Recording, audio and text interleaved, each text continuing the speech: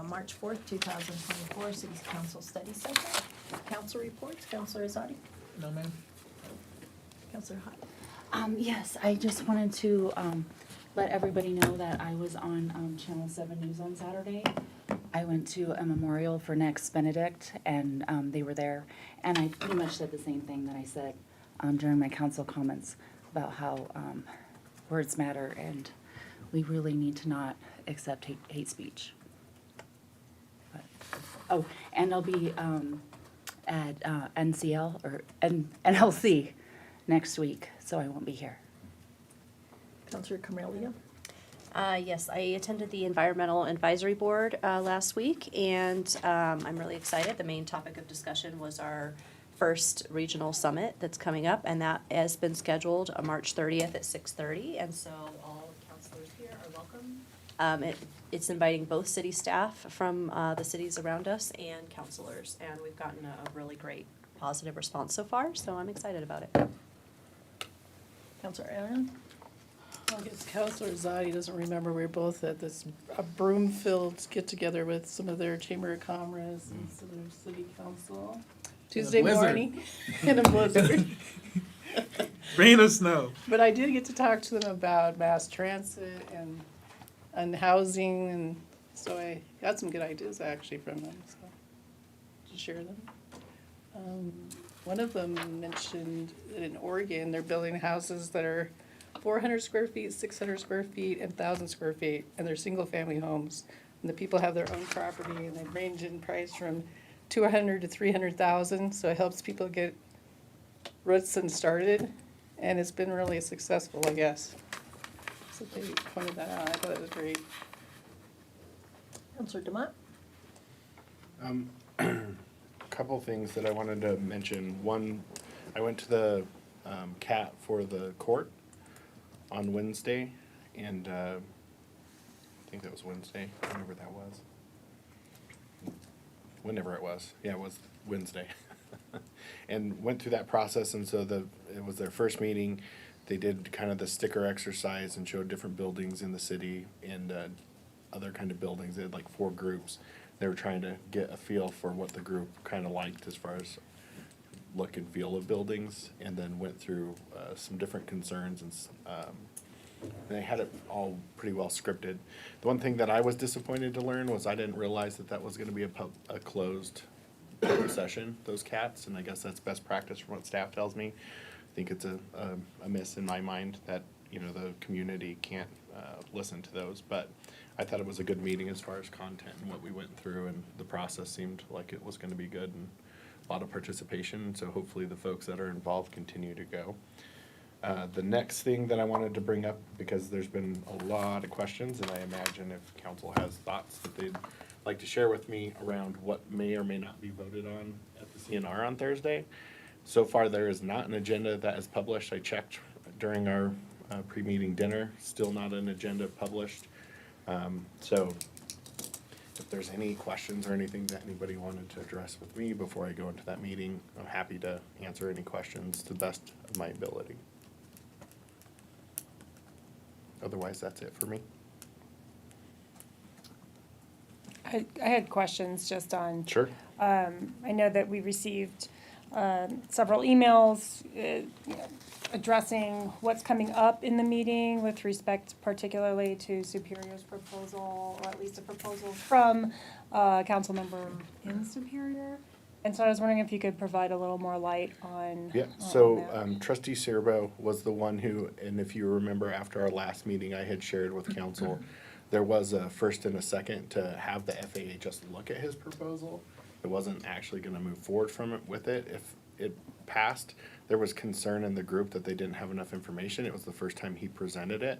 And I was the second for that proposal. In my mind, he's trying stuff. He's doing work in his proposal. And I know that staff had given us some answers on his proposal because I floated it to staff. And so there's some give and take and some potential for it to make it worse, but potential for it to make it better. And I've asked Trustee Serbo quite a bit of questions because obviously it's been put across in some of those emails that I've got that it would make things worse for Westminster, and staff did share some potential for that. But kind of the crux of the whole thing is changing the pattern allows it to go further out from Superior, which is benefiting them. And in his design, it would make the plane over Westminster go higher. And if you look at the calculation, I think it's for every 100 feet, is what I was told, that it's 6 less decibels on the ground. And so if that were to work, and the FAA says it's feasible, the potential would be for it to be less noisy in Westminster, less crossover in Superior, but it does change what parts of Westminster it goes over. So for me, I'm glad to see people trying stuff. Obviously, we're not all experts in that room, but he's put a lot of time and effort into it, and so I appreciate his efforts, and that's why I thought it would be worth at least looking at it from my perspective. Is there anything that holds if it, after 3 months, 6 months, it's total disaster, is there anything that you can't come back and relook at? I don't believe so. I think that, if they tried something and it looked bad, that, they could go back and say that doesn't work. And I mean, in all actuality, you could put it in front of the FAA and they could say no. There is some potential for that as well. Because there are guidelines around like how many planes they can have in a certain area, how far out the pattern has to go. I won't say that I remember every little thing, but there's a lot of complexity around how they would look at it. So I imagine that not, and I certainly could ask that question before anything's voted on if you feel that it's worth letting him exercise that to make sure that, if it does go poorly, that we could go back to it. What would be the process for analyzing something like this and getting, kind of taking it more seriously, analyzing it to see what the impacts would be to all the communities that would be affected, and then making a recommendation to FAA? Is that sort of the process, or is that? I mean, I think that that's difficult to say. I mean, a lot of what he's done on his own.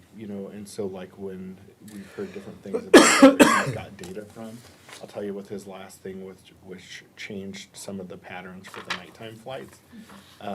He's tracking that, and he's bought that data from, and I don't remember off the top of my head where it was from. I think I shared last time we talked about this, where he got that from, and doing analysis himself. I could tell you from living right underneath the flight path, I notice a difference at night. Granted, we're in kind of a slower time of year, so it'll be interesting to see how that goes once we get into the warmer months and they, their flight times change and their the volume of flights. So, but again, it's trying to work with our neighbors who are trying to do something different, and I don't know if it's even going to end up in front of us or not. But considering we've got a substantial amount of emails saying what should be done, I obviously speak for this body. So if you guys have a definite opinion on it, I'm certainly not going to go against the body because I'm there to represent you guys in the city. Well, we got the piece from the city. Does the city have a definite what we should do? We do not, Mayor. I mean, we have recommendations, that we've shared with the council, but, that's not our area of expertise. And so I think, perhaps conversation with the council, or correction, with the county, that's what they do, and certainly with the FAA, but, we don't have that level of expertise in city staff. We just don't. So what's your wishes, if this comes up Thursday night, what do you want your voice to say for the community? I need a clearer explanation of why. I've seen several emails come in to say to vote no and against it. But I don't understand why why we're against it. And I don't understand what the alternatives would be. And so I think I need more information. I guess the information I could tell you as far as what has been said is there's a feeling that it will put more traffic over Westminster. But part of the proposal is to make that traffic higher. And so if it goes forward, the plan would be to see if those planes can fly at such an altitude that they're not as noticeable on the ground. There seems to be some disagreement about whether or not that would happen. And as far as the alternatives, right now, you know, this is one thing that we could try. There's not like an alternative on the ground besides doing what we're doing today, which also seems to not make the community some members of the community super happy. So, you know, I don't have anything more than that really that there is with this particular proposal. I think it's a really hard call.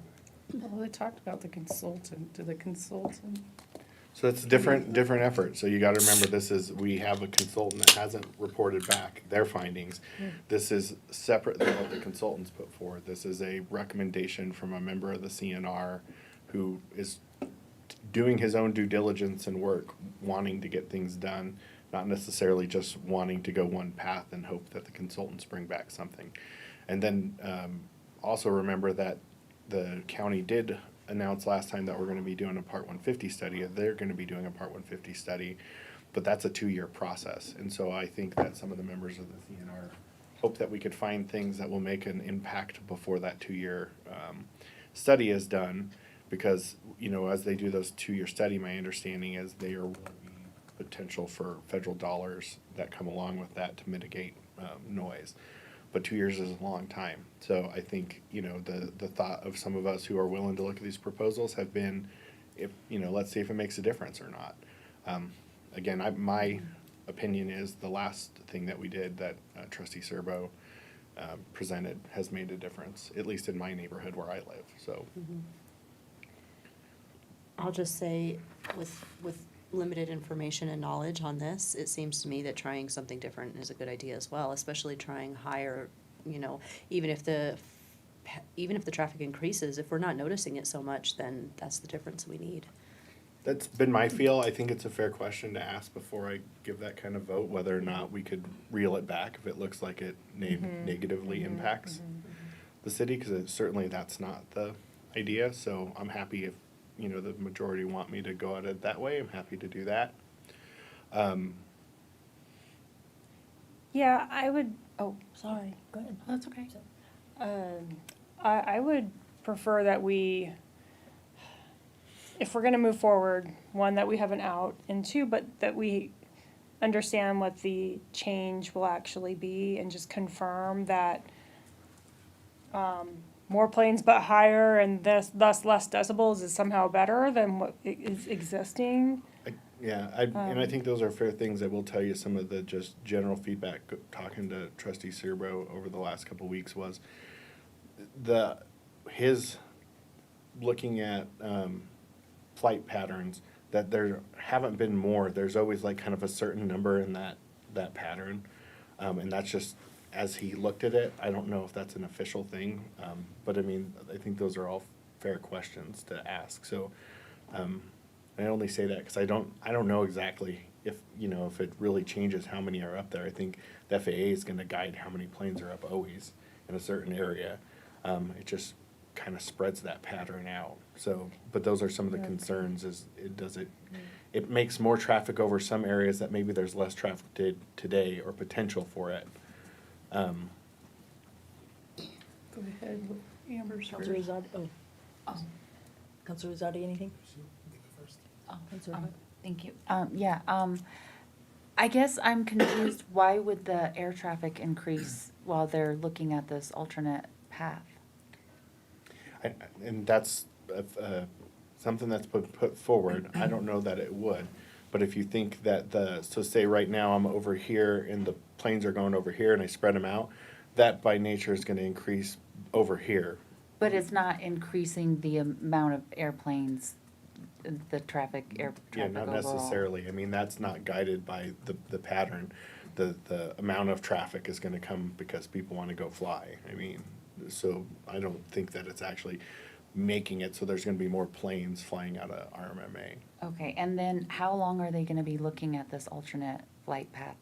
Was that We what haven't- you were asking? We haven't got that far. I mean, frankly, just to answer that question, I mean, they haven't, FAA hasn't looked at it because the CNR, before the FAA will look at it, the CNR has to say, yeah, we want them to look at it. And again, I don't even know if it's gonna be proposed. I mean, No just agenda. to be fair, because there's not an agenda yet. but it very well could be, because it was discussed at the last meeting. Does it reduce the amount of communities that airplanes are over, or just change the communities? I don't think it increases the communities, it changes the way that it goes over it and the height at which it goes over it at certain points, hoping to mitigate the noise.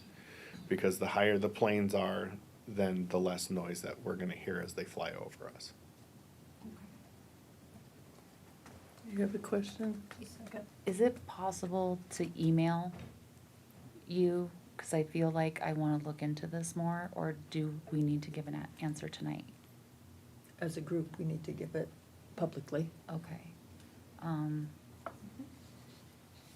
But I'm always happy to answer questions if you guys get them and try to, my best to get you an answer. Well, can I listen to what everybody else asks before I? Okay. Counselor Zadi? I think it's it's usually unwise to make a decision without knowing all the variables. And I mean, we're waiting on this consultant's report, right? And that's gonna be what they are saying is the solution, or what they propose to fix some of the noise. It's gonna be one potential solution. I mean, these are, I would just remind you, they're two totally different paths. And this work that he has done won't be looked at by that consultant. So this as far is as I one know. person, Trustee Serbo's proposal that we're Who's work- voting on. And I think that's a fair thing to point out too. It's not just him. He's worked with the flight schools. He's worked with the folks at the airport. I mean, he's not just flying blind, no pun intended. He's doing work with professionals who are either in planes or working with the planes. So what we decide, if the rest of the CNR agrees to, then the airport will actually implement? No, then the FAA will evaluate his solution to see if it's feasible. Goes to the next. And we haven't even seen the consultant's report out, which is a whole different process, a whole different, but We have not seen the that could consultant. conflict with this person's proposal, because we haven't seen anything. I suppose, but I mean, we implemented his other thing, well, while, in the meantime, we've been waiting for the consultant to bring us information back. I would vote no, because I don't think we have enough information, and it's just a strange setup. Counselor Ireland? I just wanna know why we're paying for a consultant if this guy's doing all the work.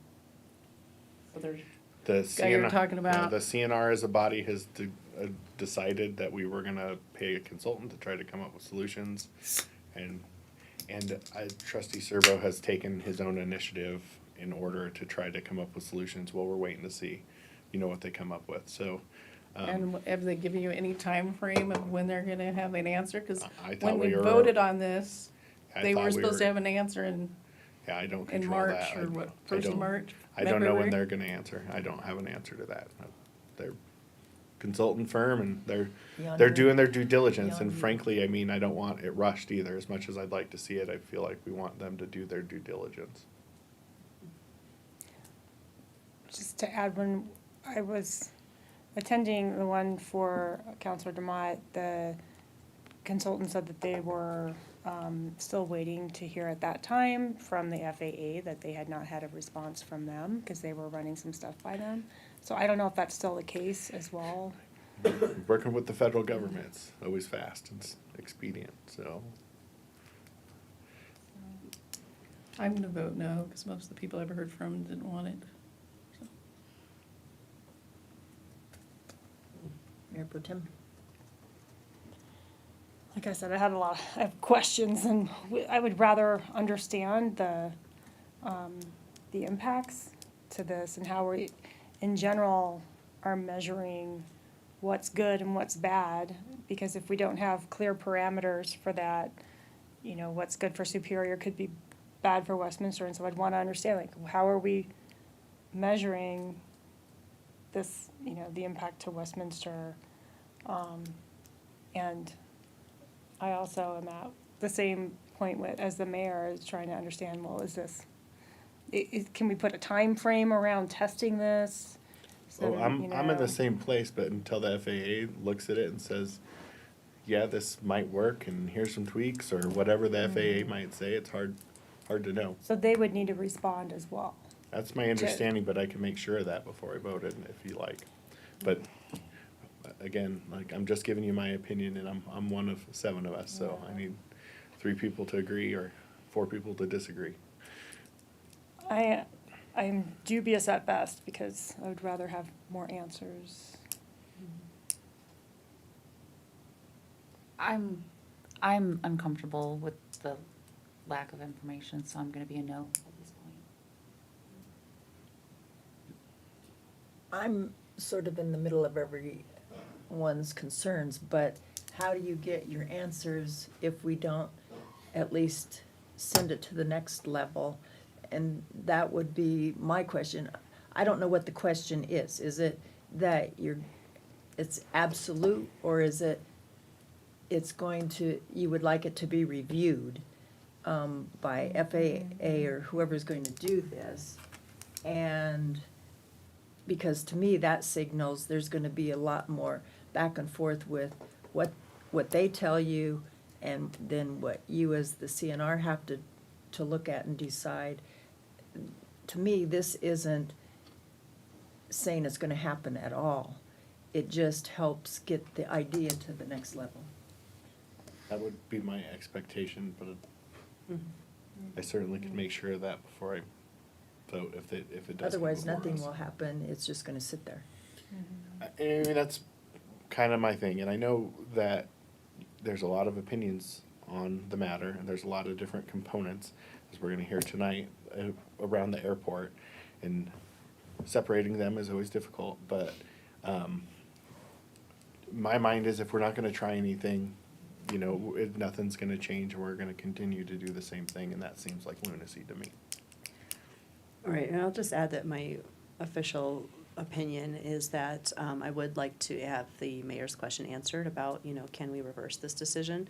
If we can, if this is something we're testing, then my answer is yes, we should go ahead with it. It seems I'm outvoted anyway, but I think the answer is yes, because the residents clearly want change, and yet we're too afraid to try change.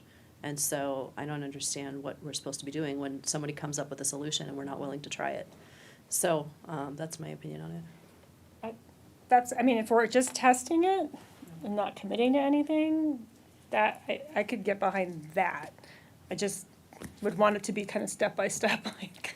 And I'm the same place, so Yeah. you've just articulated it, I guess, better than me. But I don't, I just don't see throwing all this work out if, why not at least ask and see what they say? They could, the FAA could say, nope, we're not interested in you doing that.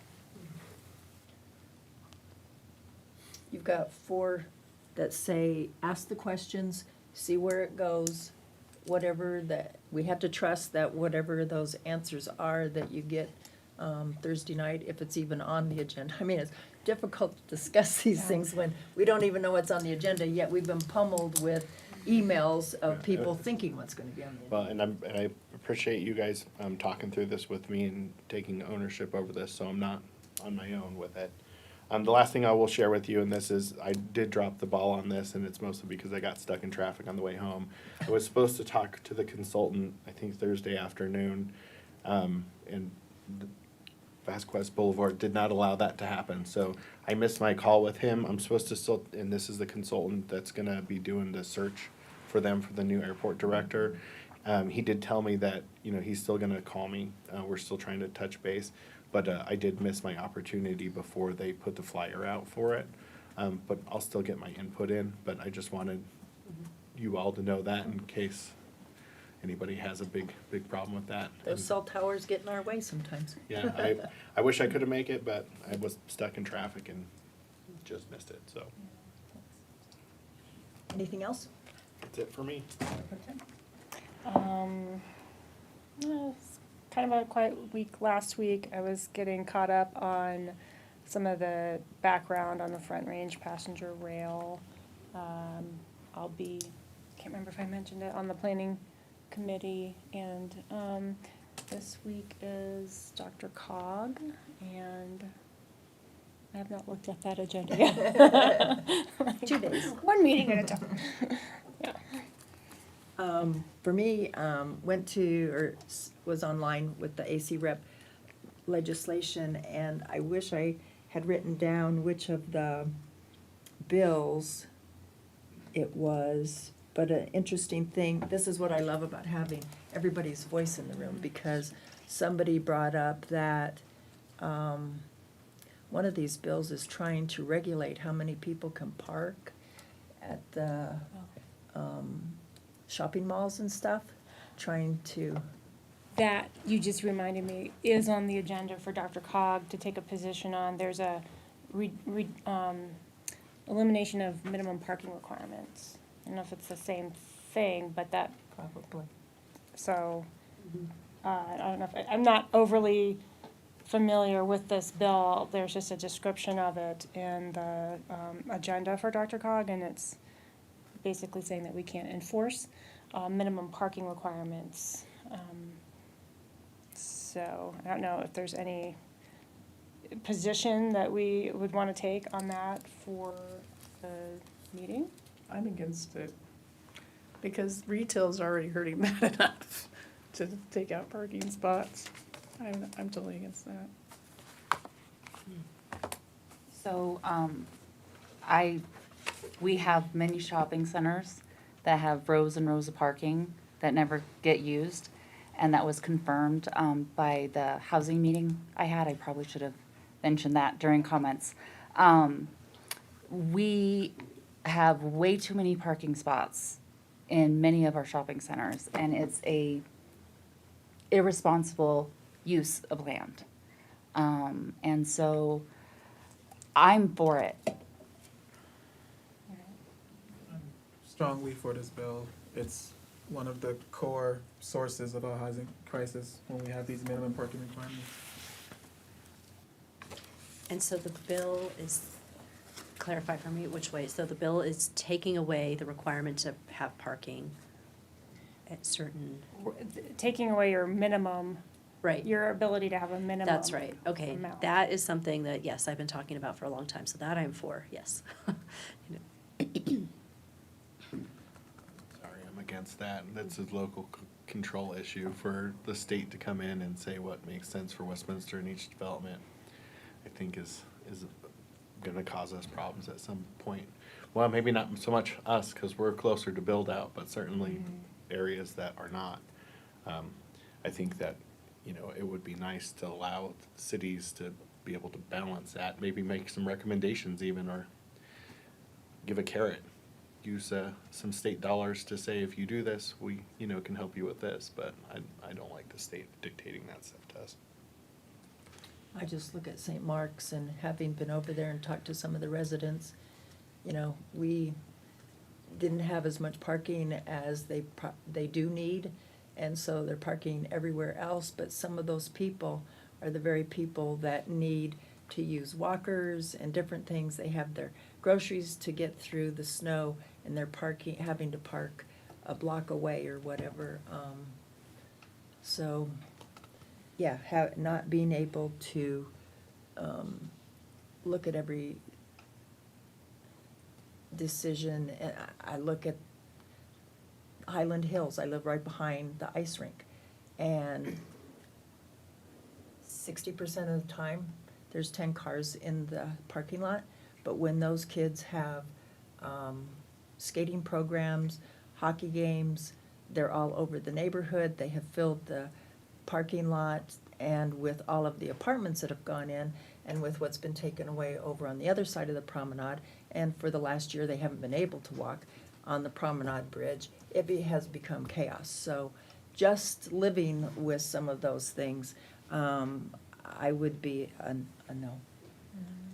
And can I ask a quick question on it that maybe you could clarify? Like, what does that look like? Because would that end up being an excuse for developers to say, oh, well, we maximize the amount of units we have. There's no parking, but, you know, there's no minimum, so we're not required to get parking. Like, at what point does that go the other way where it really starts hurting the people who live in a location? Because, I mean, the metro area, it'd be great if you lived somewhere that had transit all over, or our Beeline actually came to where we hope it comes to someday, but, you know, the reality is people need a vehicle to go places. So is there like, there's just, it feels like there's no stopgap, you know what I mean? Like, what does that look like? I'm trying to play that through in my head. The retail folks that were there that day just mentioned behind the scenes, it's just the first way of controlling how many people can drive and be able to park, and controlling drivers versus making you use transit. Counselor Hart, do you have a? Yeah, my understanding is the stopgap is actually the lenders. Lenders will not lend a developer money if they want to put in a development with no parking. One of the biggest, people who have influence over the parking is actually lenders. So lenders would not fund any project that didn't have sufficient parking. Because they want to make their money back. Because it's already happened. Also, we have early concept review, and we still have the control over every project that comes through. So if you see a project that doesn't have enough parking, we can always, the council still has that choice to say we want you more. don't. And I don't know if that's factual though, because our ability to do that is because we are allowed to have a mandatory minimum parking requirement. If you say there's no longer a mandatory minimum parking requirement, maybe Mr. Frankel could correct me, but if we don't have that ability to have that tool, how could we then use parking as a requirement to say no to development? In early concept review, it's gratuitous. So you're right, the comments offered during the concept plan review are gratuitous comments, and you could talk about parking, but it wouldn't be binding on the applicant. They might or might not take that feedback to heart. It's really the code requirements that are applied when a project comes through the process.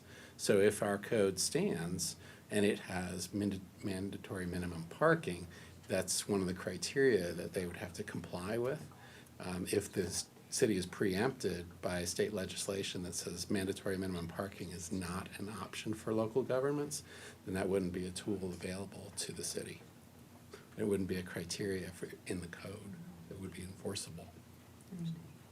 I mean, in my experience, the Counselor Hott is right that the lenders will dictate whether or not, in fact, we want, I believe the downtown Westminster Eaton Street project, we were actually looking at a lower parking obligation for that project that would be associated with our garage, but the lenders insisted on one space per unit as the minimum. I remember, because we were initially talking about 0.75 spaces per unit, based on the use that's currently, I think we're at either 0.3 or 0.5 spaces per unit for the project in Westminster Station, the Alto apartments, that has very low utilization of the parking there, because we provided that at one space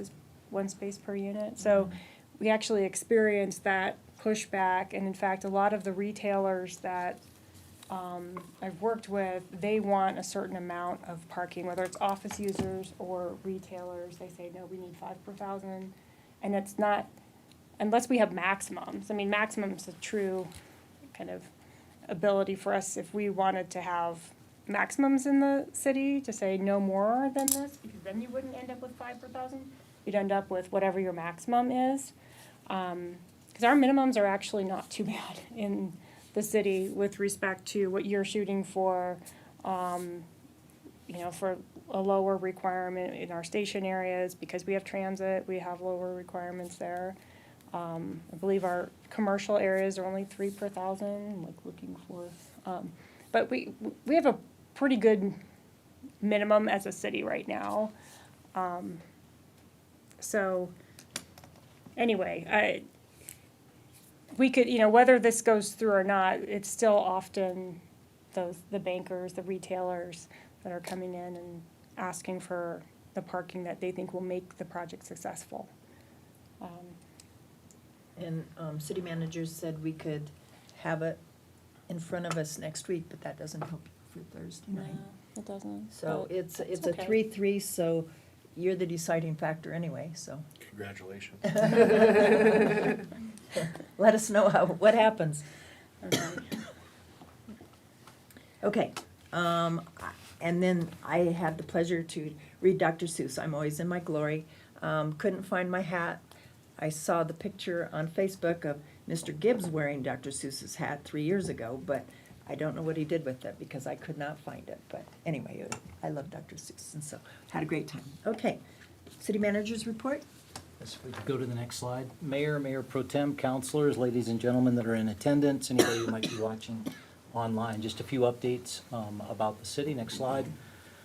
So just as a reminder, this Wednesday night from 6:30 to 8 p.m. at City Park Rec Center, we'll hold an open forum, but a community meeting about Westminster Hills open space. And, you know, just as a reminder, you know, conflict between how we're managing that open space from an environmental perspective and the dogs that are using it and enjoying it as a free run area. So continue on with that conversation. It's the third community meeting that we've had on the subject. Again, we're going to present some of the background, some of the findings from the environmental study that occurred, and then share with the group, you know, some of the recommendations that have come in over the past, call it 6 weeks. And we appreciate everybody providing that feedback, and the feedback has been outstanding. A lot of good ideas, but once we finish that meeting, we'll certainly answer any questions that anybody has. We will establish a community advisory team that we really intend to work over the next 60 days, so mid-March to mid-May. And we will take applications for some of the spots on that community advisory team. Those applications will open certainly today, and they'll close a week from now. If you want to know more about what's happening at Westminster Hills Open Space, you can go to our website /WHOS. And again, lots more opportunities following that open space public meeting. But again, as I shared with the mayor earlier this evening, it's my goal to certainly have resolution on this issue by the 1st of July. And I think that that's very reasonable to be able to get there. So next slide. Great news for the community. Swim and Fitness Center improvements are complete. Building's back open as of a week ago today. You know, if you remember, that was about a $4.8 million renovation project. A lot of ADA accessibility improvements, some things that played into both guest and staff safety, and then just some efficiency in the operations. But if you haven't been down there, I encourage you to go visit. Looks great. Still got some exterior cleanup and demobilization of the construction effort to occur, but that's back open to public use. So we're excited about that. Next slide. Westy Win, on February 13th, we were able to celebrate the 25th anniversary of City Park Fitness Center. Lots of folks gathered. They gave away some pretty cool cookies, and so it was a great event to just commemorate a significant piece of our community. And you all know that fitness center gets a lot of use, and you know, frankly, lots of fun events and activities associated with that celebration. But again, 25 years for City Park Fitness Center. Next slide.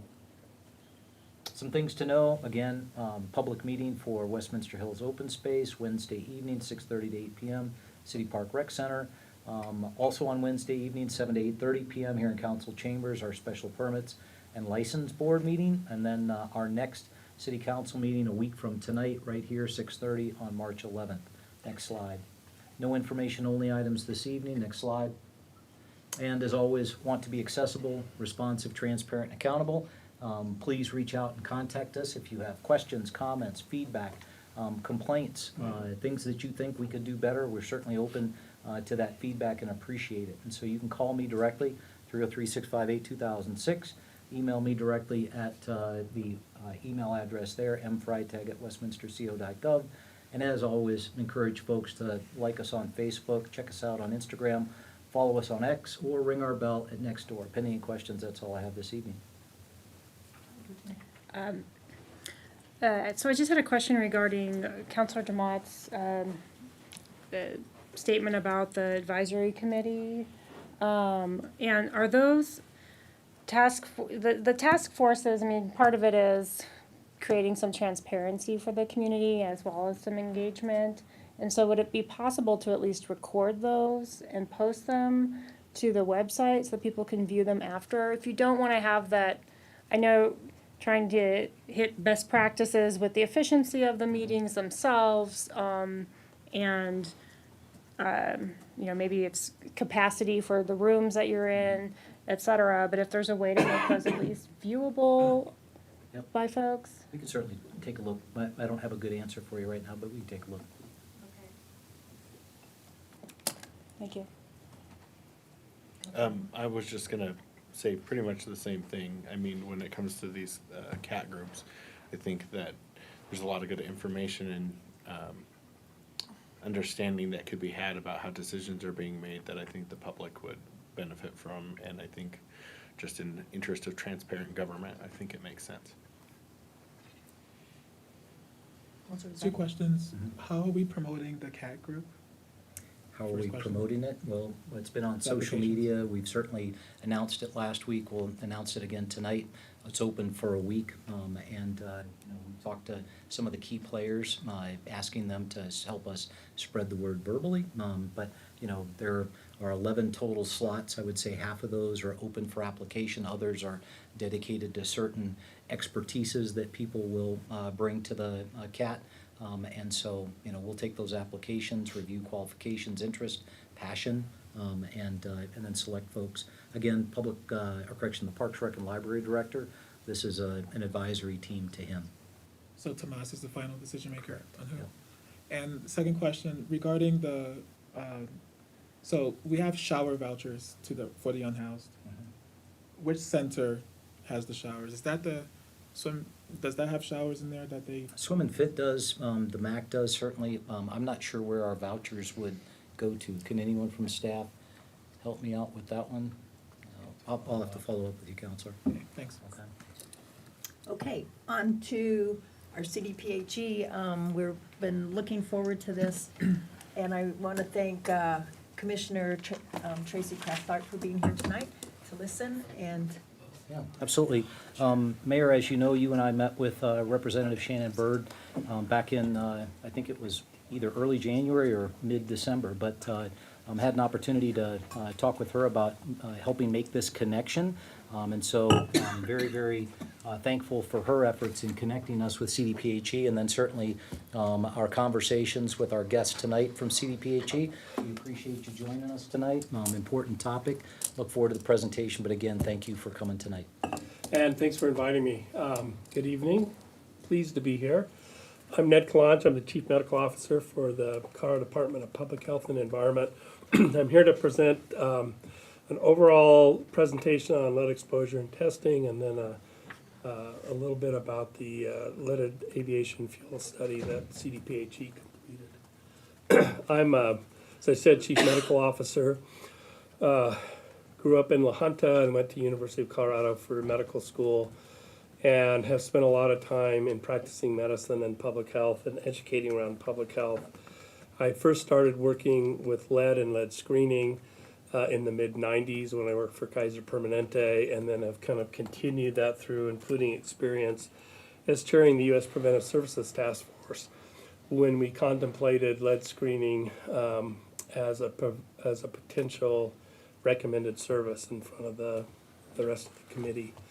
I'm here with Lindsay Ellis, who's our Director of Legislative Affairs, who earned her law degree from Tulane University, spent several years working on the front lines of the Deepwater Horizon oil spill, and now works for us in the department as our legislative services director. She can fill in things around legislation and activities that I cannot. So just a quick background. We know that lead is a material that's found naturally on Earth, and it's in all parts of our environment. We find it in our air, our soil, and our homes. We also know, as you know, it's toxic to humans. It can get into our bodies when we breathe in or swallow something that has lead in or on it. It can affect almost every organ and system, but the main concern is our nervous system, and especially the developing nervous system. Sources in our exposure, number one, still in Colorado, is lead-based paint, but there are a number of other sources. Some home remedies, especially from foreign countries, include lead as one of their elements. Because it leads to bright colors, we find it in imported glazed pottery and in spices. It can be carried into homes in soil and dust. There are hobbies and careers. Hobbies would be like stained glass working, where lead solder is used to unite parts of the frame for glass. And then, although we're trying to change this, leaded pipes were used for a number of years because of their resistance to corrosion. When they were replaced with copper, we still used leaded flux in order to connect those. So these are some of the major sources. Colorado also has a large degree of ambient lead in our soils, being a legacy mining state. And that's an issue that we find lead in all of our soils throughout the state. When we talk about who's at risk for lead exposure and lead toxicity, we know that children under 6 are at the highest level for health impacts from lead. When we look within that under 6 group, there are groups that stand out. So children who are eligible for Medicaid, the Child Health Plan, or the Colorado Indigent Care Program are known to have higher levels. Where you reside makes a difference as well. So leaded paint was used frequently in homes before 1978, when we took it out of all paint. And so older housing remains the #1 source of lead exposure for children in Colorado today. There are locations where lead exposure is higher, such as children who live near industrialized areas, lead smelters, mining, battery recycling plants, airports, and others that might release lead. We talked a little bit about family members' occupations or hobbies, where might bring lead home because of those activities. And then we find elevated levels in children who are recently immigrated, are refugees, or foreign adoptees. When we look at the health effects of lead, the list is long. I think the ones we're most interested in, because we have the most evidence on how the impact is developmental delays. But we've also noticed that attention deficit and hyperactivity disorder goes up in kids with lead exposure, lower birth weights, and then across the age span, fatigue, irritability, abdominal pain, loss of appetite or weight loss, vomiting, and constipation. There is good news in lead. I'm looking around for a little neighborly gray hair around the table, and those of us who grew up 1 or 2 decades ago were exposed to lead in leaded gasoline. It was a common additive. It keeps engines from knocking, makes them run smoother, and spews lead into the air. And so the highest levels you see are in the time before we banned lead from gasoline and banned lead from paint at about the same time. And the good news is you see this steady decline in lead levels over time as we've taken the major sources out of our environment. Colorado follows the same trend. You can see over the years that we've seen a steady decrease in lead levels. And this is looking specifically at lead levels over 3.5 in children under 6. 3.5 micrograms per deciliter is the current CDC reference standard. It represents above 3.5% represents 2.5% of the country's population of children under 6. Who should we test for lead? There are a number of things to keep in mind, but one is all children who are enrolled or eligible for Medicaid and CHIP Plus are required to receive a blood lead test at both 12 and 24 months. And then we also have a child lead poisoning risk questionnaire, which is available online if you look at the QR code. If you have yeses to the eligibility or you show up on the risk questionnaire, we recognize that child as at risk and that child should be tested. How do we test for lead levels? Healthcare providers can complete a lead level in their clinics. If they can't provide the test there, they can refer the caregiver of the child to a lab where the test can be performed. Most private insurance companies cover the cost of the test, and children enrolled are eligible for Medicaid, CHIP Plus, or automatically covered. The way that works in the private insurance world, if a clinician has an index of suspicion that the child is at risk or otherwise feels that the clinician wants to know the level, they order it and it's covered. How do we do this test? The on-site test for most clinics would be a finger prick or a heel prick, which we call a capillary sample. You get a small poker in your finger. You might remember that from if you've ever done it. And then we use a capillary tube to draw the blood up, and then we test it there. It's a first step, like a screening test to see if a child has lead in their blood. Again, our priority populations are those Medicaid-eligible children and others who are at risk. If the level is equal to or above that 3.5 level or the CDC blood level reference value, then you have to do a whole blood test or a confirmatory test with a blood draw. Regardless of the results, all providers and all laboratories who perform lead testing are required to report results to the Colorado Department of Public Health and Environment. And we actually made this a reportable condition in my last stint as Chief Medical Officer for the Health Department in the mid-2000s.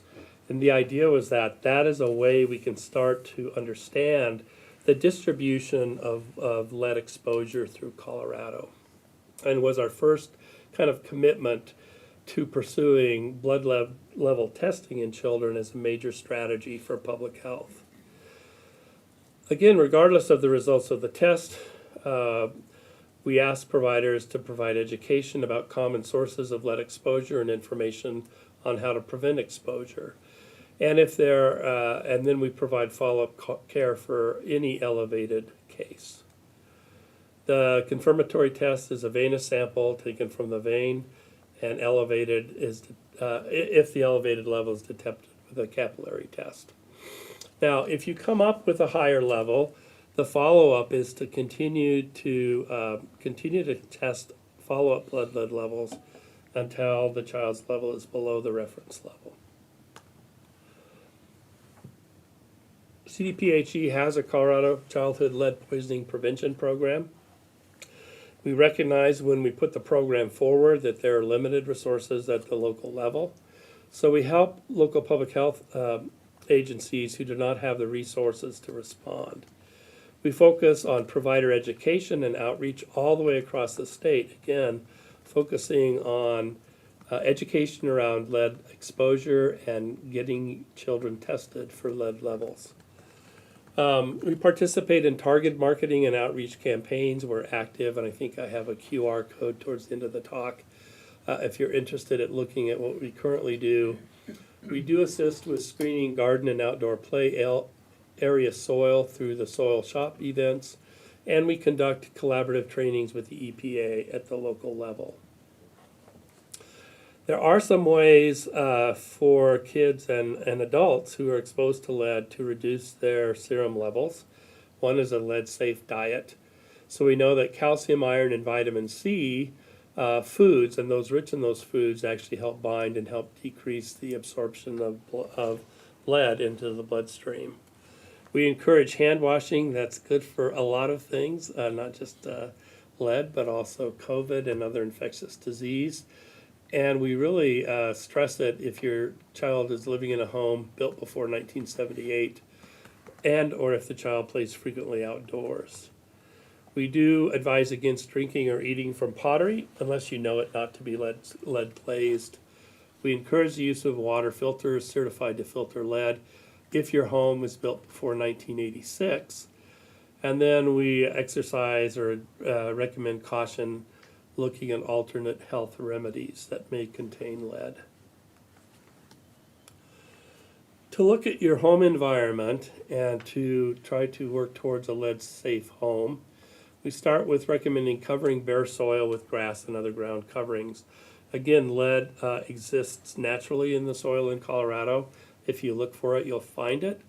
And so putting something over bare dirt allows you to decrease carrying that into the house and having other exposure routes.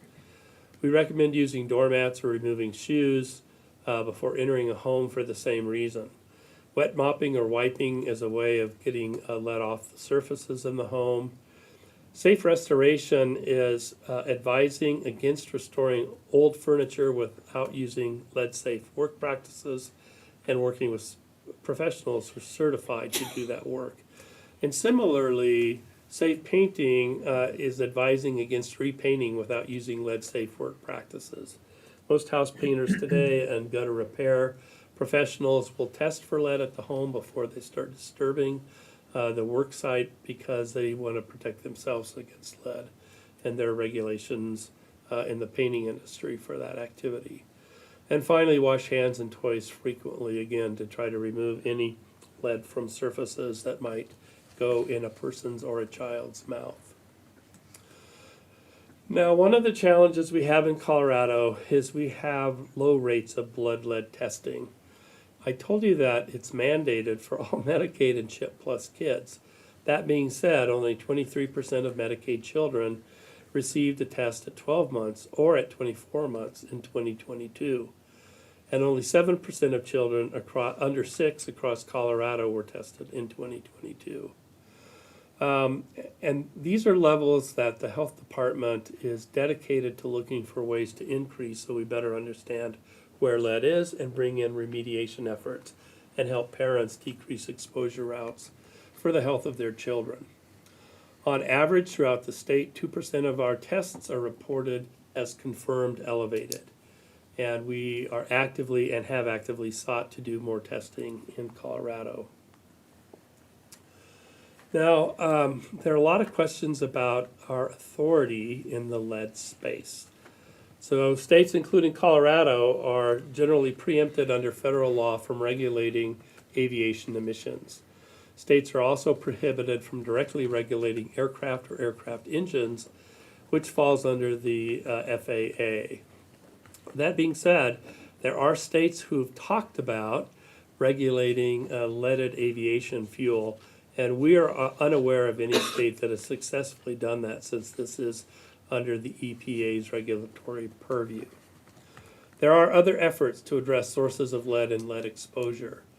In water, we have the CDPHE Test and Fix Water program for kids.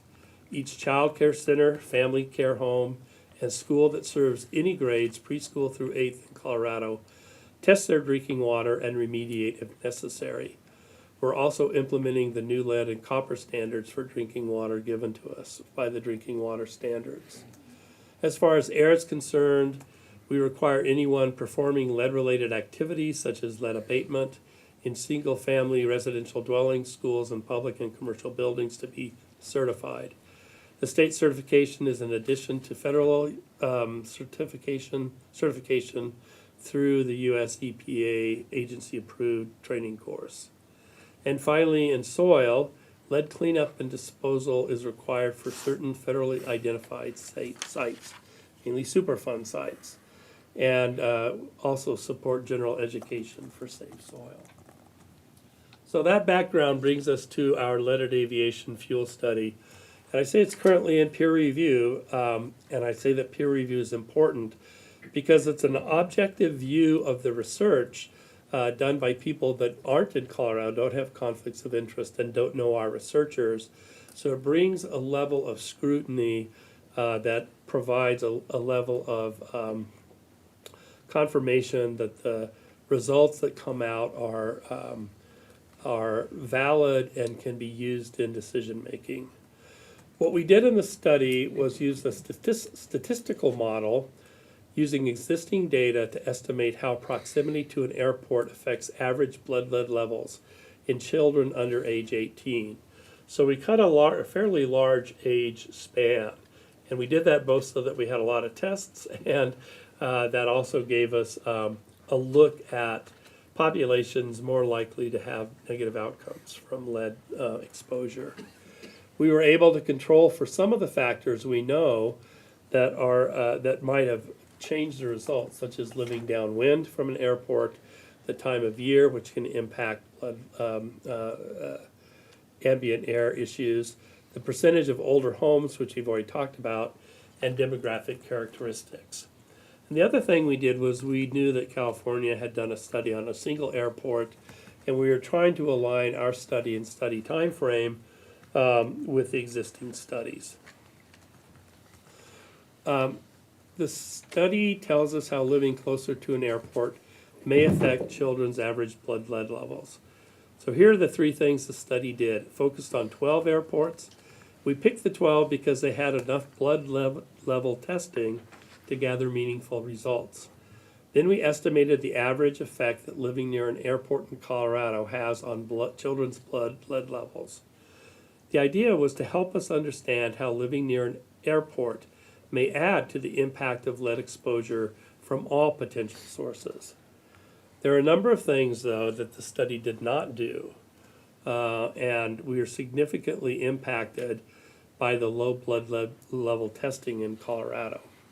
So the study did not tell us about the amount of lead in the environment around the airports in our study. So there's no environmental testing associated. Didn't tell us anything about an individual child's level beyond their test result. It tells us that lead emissions from airport does not tell us that lead emissions from airports are the most important exposure source, or what the most important source of lead exposure is in the areas we analyzed. Blood lead level tests only show the results from all sources of lead combined. The study does not tell us the risk of living near a specific airport. We averaged the results over 12 airports in the main analysis. We did not look at the effect of noise from airports on people's health, and the study does not tell us about the potential health effects of lead that could result from living near an airport, such as impacts on behavioral health, developmental delays, or other symptoms. This is our outcome slide. That is the main focus, I think, of the study. You see on the dotted line the Colorado average of 2.08 micrograms per deciliter. Above you see the CDC's reference level of 3.5. And then on the x-axis is the distance between the child's home and the airport studied in miles. Again, averaged over 12 airports. So what we concluded is that while children living within 2 miles of an airport had slightly higher average blood lead levels than other children in Colorado, these levels were below CDC's reference value.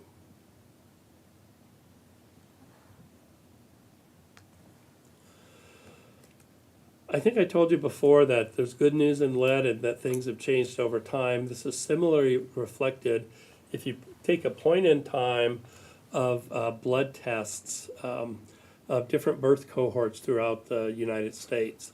This study was done at a time using the 5 micrograms per deciliter, which is another commonly used cutoff.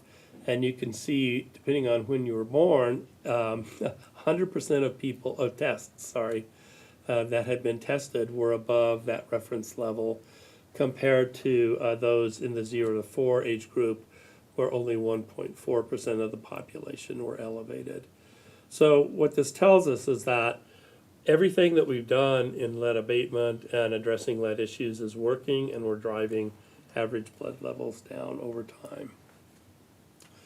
We requested from the General Assembly about $1.3 million this year to supplement and really help strengthen our childhood lead level program. This request aimed to enhance testing capacity across Colorado, really wanting to focus on areas where the highest risk and the lowest testing results were. We want to be able to do something when we find elevated blood levels in children. So funding also goes to increase our home investigations. This serves as an opportunity to remove or reduce sources of exposure and understand for any single home what the biggest potential sources are. And then finally, the funding is to go to outreach and education, especially around testing for at-risk children and providing up-to-date information for our healthcare providers. The budget request was passed Thursday, I believe, of last week.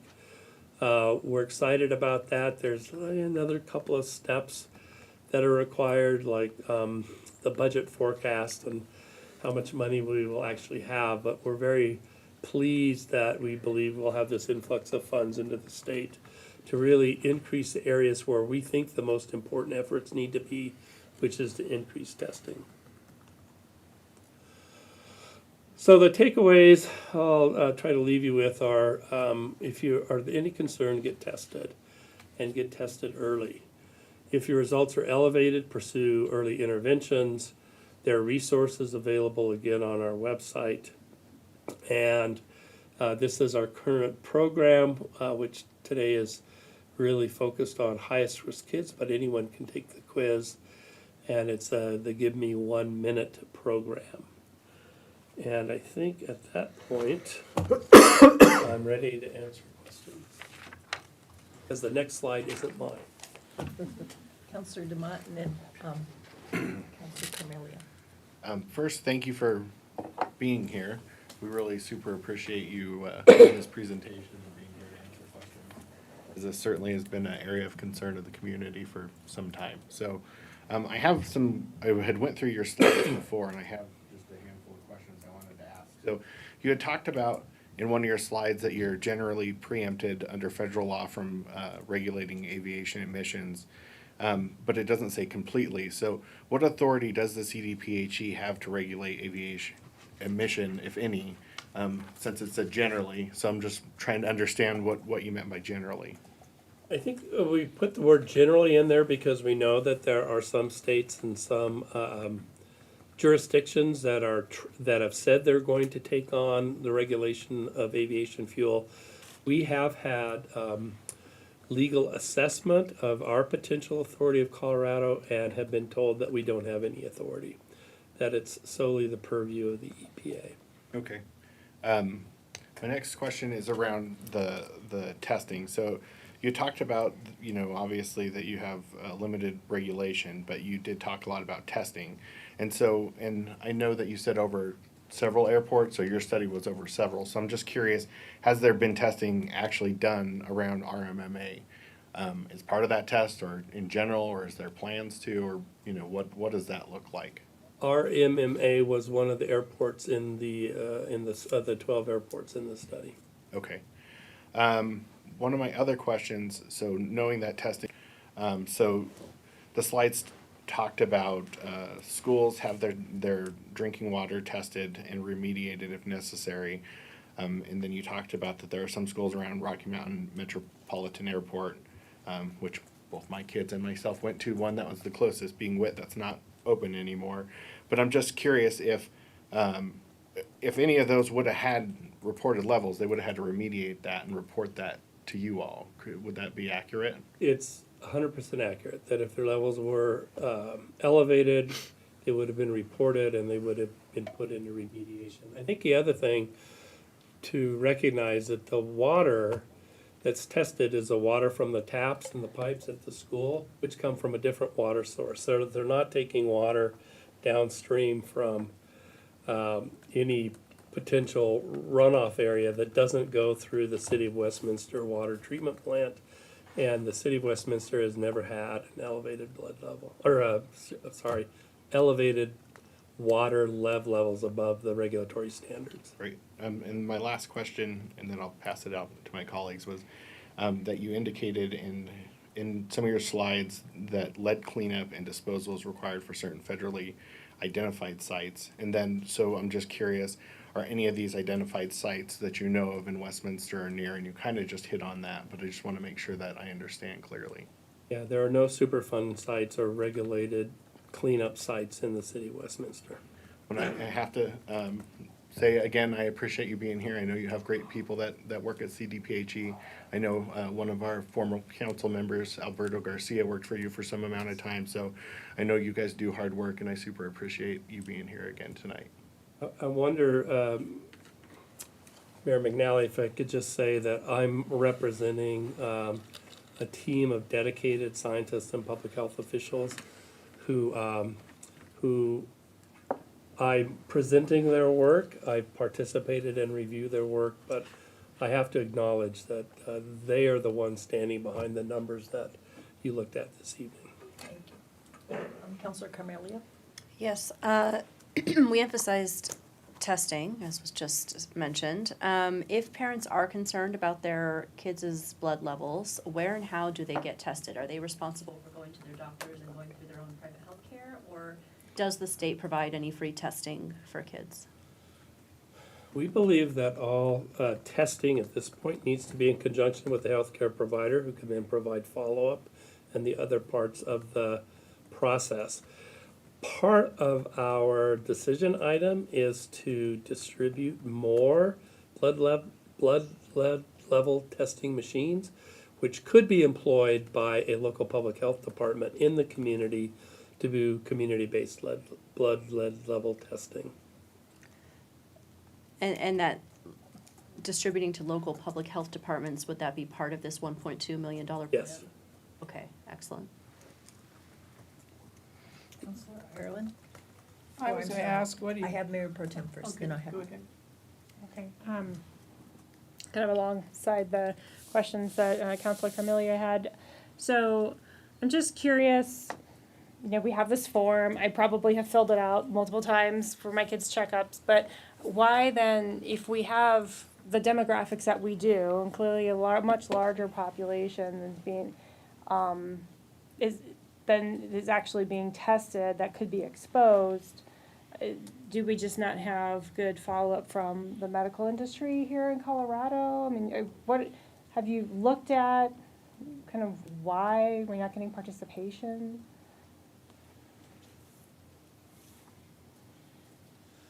Yes, Mayor Pro Tem, I think it's an excellent question, and it underlies the issue how often difficult it can be to have healthcare providers follow guidelines that they're not intimately and integrally involved with in their day-to-day practice. I believe that the majority of clinicians today providing care to children, so that'd be pediatricians, family nurse practitioners, family physicians, and child health associates in Colorado, I think most of them grew up in a time where the blood lead reference level was higher, and Colorado was known as a low lead state. And so combating that feeling like the elevated blood lead levels are not a problem in Colorado is the educational barrier that we face in public health and in the systems. And I think one of the things that the 1.2 million is for is to really pushing again in the medical and nursing care communities who take care of children, that this is an important piece of what they need to be doing. I will admit a bit of discouragement, especially in the Medicaid and CHIP Plus, where the test is actually supposed to be required in order for this thing called the EPSTD program, which clinicians get reimbursed for. And just trying to figure out a way to make it the norm, the practice standard, is where we're at today. I'm really optimistic that the funds that we spend from the general fund this year can help us better engage the child care community into really elevating blood levels. Testing is important. I think the other thing is things like this study will actually benefit the health department in talking about the importance in figuring out your child lead levels. It's interesting because, again, the biggest exposure source in Colorado is leaded paint, and we don't get traction even though we have a fair amount of the population who lives in older housing where they are exposed to lead paint. So how we turn that educational item into something that has more widespread testing is a challenge we face in public health. Interesting, it kind of felt like, yeah, we have a lot of practitioners who don't take some of the complaints from their patients very seriously, and I think that also relates to certain demographics as well. Is there, I wonder too if there's a little bit of vagueness in the questionnaire as well. If people don't understand what level of proximity to an airport might be the most impactful. So that might be just better questions on that form might be helpful for the parents to get a better idea. Okay, this one question came up in my mind. Can a city require the testing to be done by all pediatricians in the city that work in the city? Is there any precedent for just having that be a? Having been at this for a long time, it's exceedingly difficult to legislate medical care. I'm not saying it's the wrong thing to do, I'm just telling you it's very difficult. Part of it is the issue that the clinician feels that they should be able to assess the situation and provide the care that in their experience is the most important care to be provided. I don't know of a city that has done that, but a city working with their child care providers may be an effective way to turn the lever and increase testing done in that particular city. There are trying to change medical practices. Most people will tell you is difficult. Continuing medical education is a route that's been disappointing overall, but I think working with the hospitals where child care providers may admit patients in their educational programs and having them participate in like the Colorado ECHO program, which is a free primary care program that the health department works with commonly around environmental exposures. There are all kinds of activities that you might think about. And the last one I would say is your county medical society could be another place to go to try to get some traction with provider education around blood level testing in children. Okay. I hope that's helpful. I'm trying to give you some sources where I would go. Thank you. And just, sorry, Councilor. That's all right. Go ahead. So for the analysis that the aviation fuel study, RMMA was one of the airports. Is there any individualized airport-related information? I'm seeing a no in the back. Yeah, you can see it look like. The issue is that in order to actually do the modeling, we needed enough tests. And unlike the California study, who could do it with one airport where they had 17,000 tests, we had to pool the data from 12 airports. What I will tell you is no airport stood out as leading the results or dragging the results down.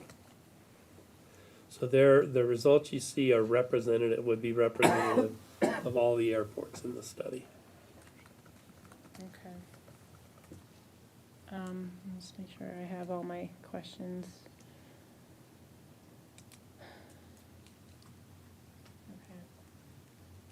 Those are my questions. Thank you. Counselor Ireland?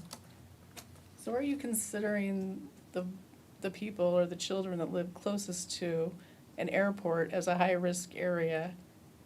And will you educate them, their parents, through schools or whatever, to get tested for lead? Because it makes no sense to me that when we took lead out of cars, it went down, but we still have lead in airplanes. Makes no sense to me that the levels aren't higher, and it might be because we're not testing as much. Mayor McNally, yes, Councilor. I think that's the whole concept behind trying to pursue increased testing. And frankly, it's not just for airports. We want to increase testing for high-risk children across the state because we do know that there are other hot spots, again, around older housing, et cetera.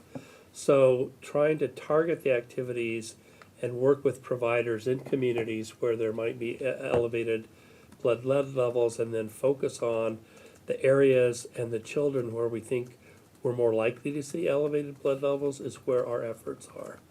And that's the way we're looking at the public health lens for trying to understand lead exposure from all causes and then where does aviation fuel fit in there.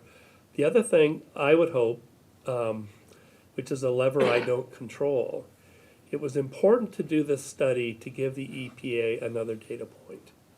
so that they can start understanding that what they saw in California is now repeated in a different study in another state. And as they start looking at exactly what you're talking about, something we can't do but they can, which is leaded aviation fuel, I'm hoping that this study helps contribute to that decision making.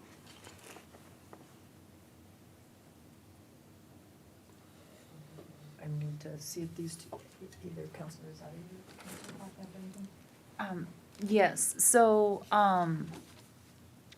how long has that, the study been in peer review, and when is it anticipated to be released?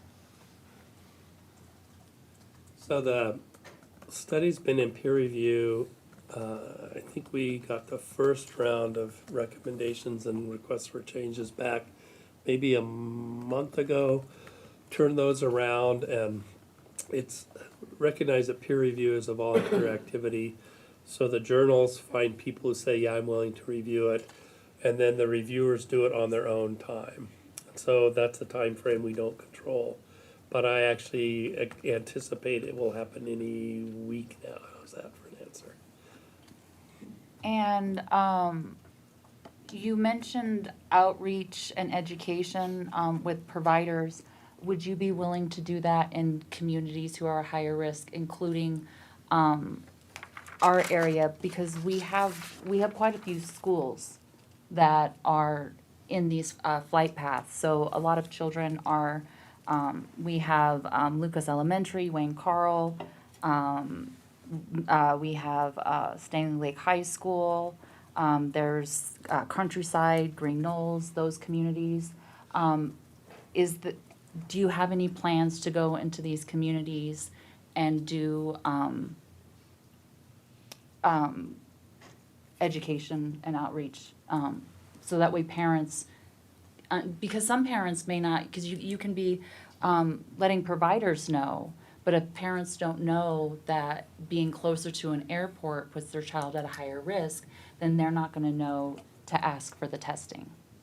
So I have to admit that we'll have to get back to you about the specifics around the educational program, but these are all recommendations and requests that I can take back to the lead testing program, and just make sure that we're listening to the community as we put this program forward. And then as far as the highest risk / lowest testing areas, are any of those areas in Westminster? I don't know the answer to that question, but I can get it for you. Okay. And then you mentioned testing lead at playgrounds. I know that there have been some tests in other areas where playgrounds have come back positive for lead. Have you done any of those tests in Colorado on the playgrounds? If it's not a super fun site, or there's not a spill, we haven't done environmental testing. And again, I think if you think about how we think about it in public health, it's that we're most interested in lead exposures that translate to an elevated blood lead level. So we see the world of lead exposure through the blood tests. Let me just add to that. Part of that is we don't regulate the soil. And so our authority to regulate lead in general is pretty, it's limited to the air quality standards that we regulate to, the drinking water standards that we regulate to, and then any Superfund or release or concerning exposure that the EPA has identified. So that's kind of the limit of our authority. I would hope that going back to the education piece, you know that living near an airport is one of the risk factors. It's on your website. It's on the questionnaire. It was, on your slides. So if you're trying to be proactive, I would really like to see a public health campaign directed at the communities here in Westminster. People in Westminster is who I represent, so of course that's who I'm looking out for. But in those areas that I mentioned, especially countryside and green knolls, I would really like to see that. And and then one more thing I wanted to, well, actually probably a couple more things. So there is a bill, HB 1235. It's by a couple of our local legislators, Shannon Byrd and a Representative Shannon Byrd and Senator Rachel Zensinger are sponsors of this bill. And so there's several sections of this bill that relate to CDPHE, and so I'm just wondering if I'm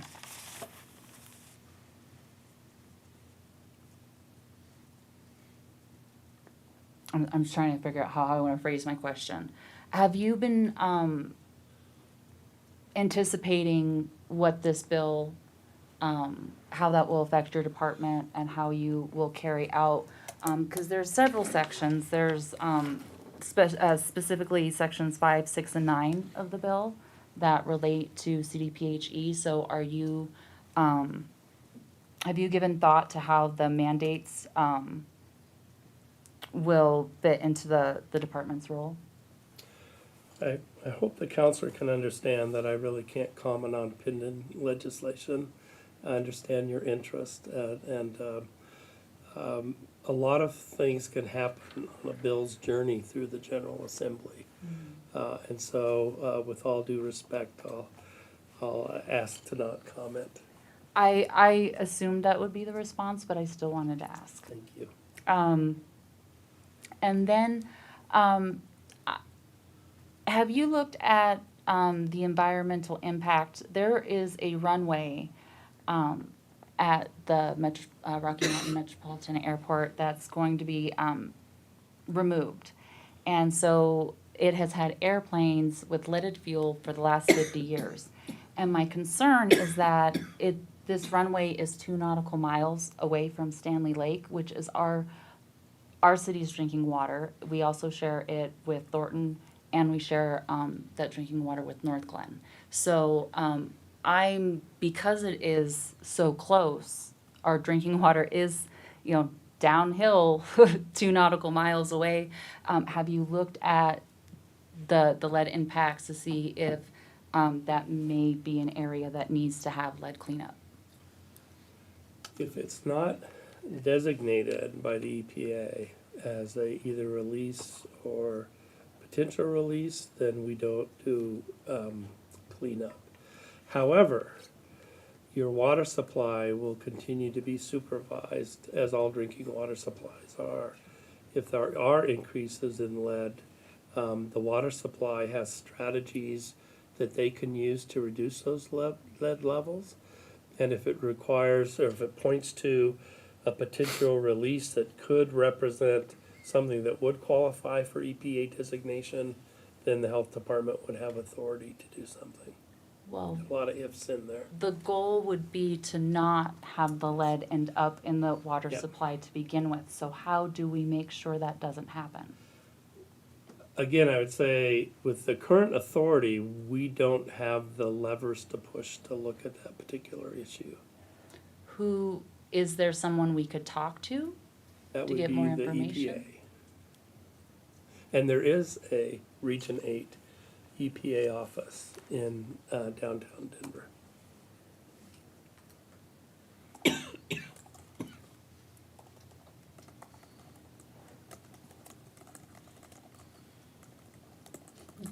So would you agree that it is your responsibility to at least warn Coloradans about the danger of lead emissions from regional airports?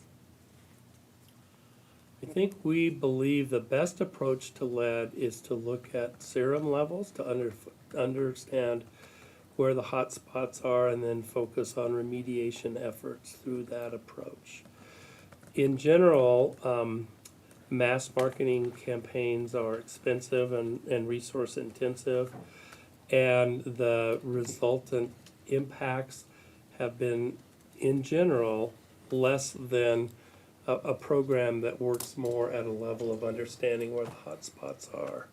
I wouldn't preclude it, I'm saying it's not in our plans at this time. So I'm glad to know that you're aware of that study in California. There were very high elevated levels from that study. And I understand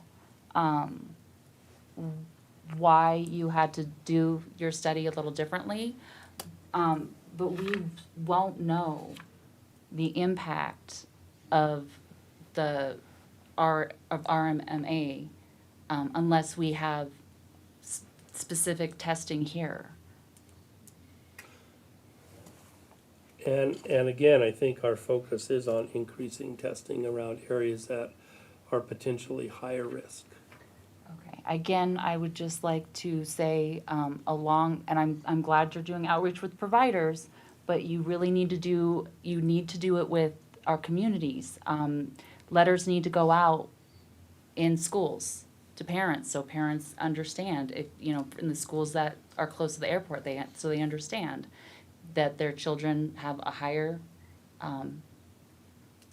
they're at an increased rate of lead, and they should be tested. So our communities really need the education as well. So I really want to, that's really appreciate that. important because the providers are only half of the piece. I understand The community doesn't know, and they don't understand the risks to their children, then how are they going to know? Right. So we really need both. And I'm done. Thank you. Councilor Zadi? Thank you for your presentation.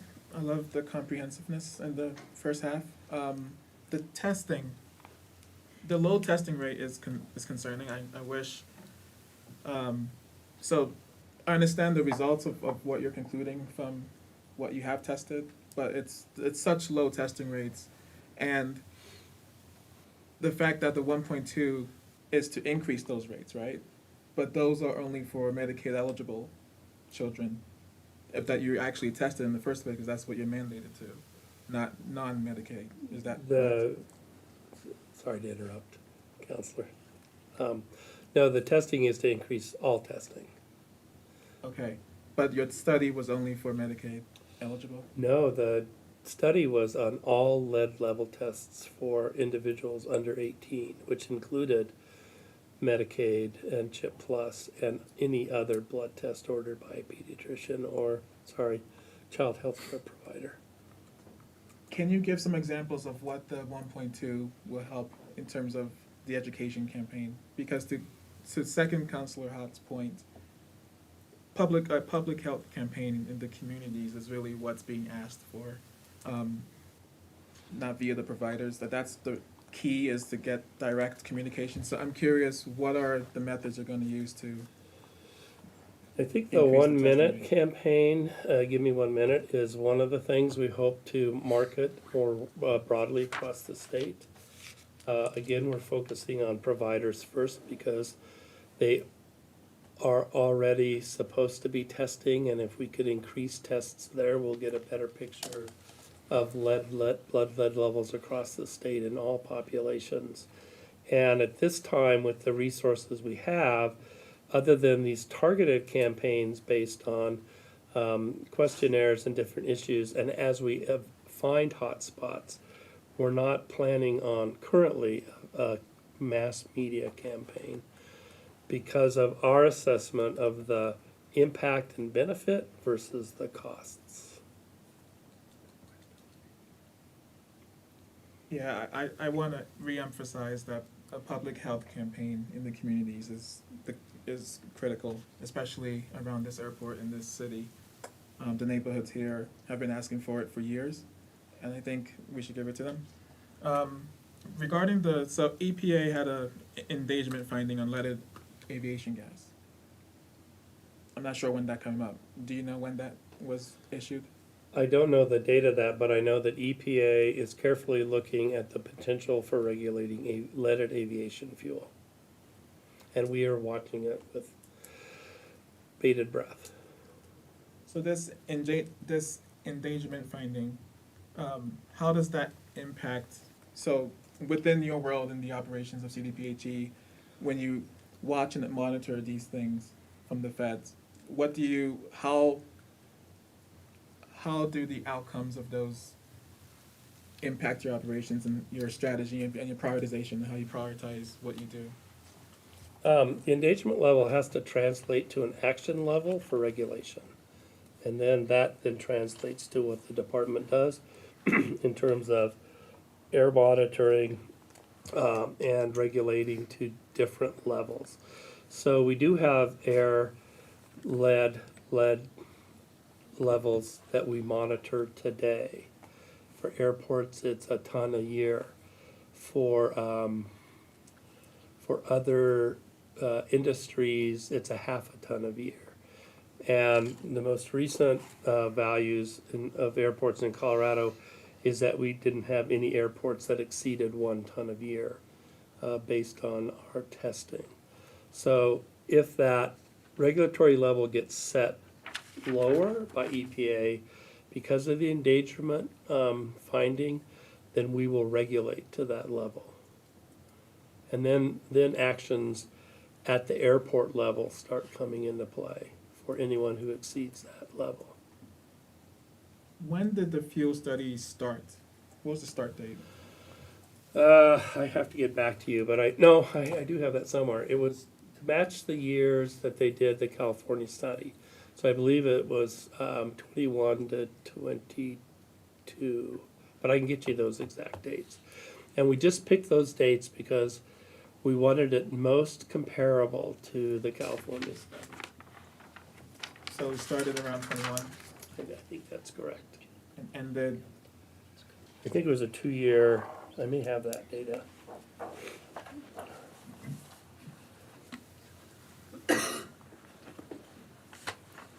You can ask your next question while I look. I'm curious so it's a peer review. Who are the peers? I'm just curious what. It's an environmental exposure journal, so it's other scientists who look at environmental exposures. And there's no minimums on testing rates required for validity of the study? Oh, that would not be quite correct. There's a statistical limit below which the estimates would not be valid. But it's all done statistically. And this was based on some pretty sophisticated statistical modeling that assured that there was a validity associated with the reported levels we provided. That's an important part of the peer review for other people who do this kind of statistical analysis and modeling to look at and say, yeah, you did it right. We agree with what you did. What was the testing rate for California? I only know the number. It was 17,000 samples that study was based on. I don't know what that represented in terms of percent around the population. And ours again was what? What was, you said 3%? The overall testing in Colorado is 12% in the first year. It's on the slides. 7% for kids under 5. Yep.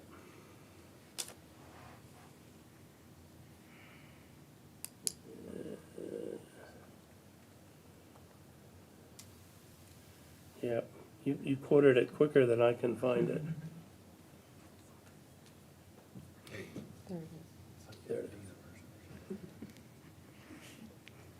It's elevated, 7% under 6, 23% at 12 or 24.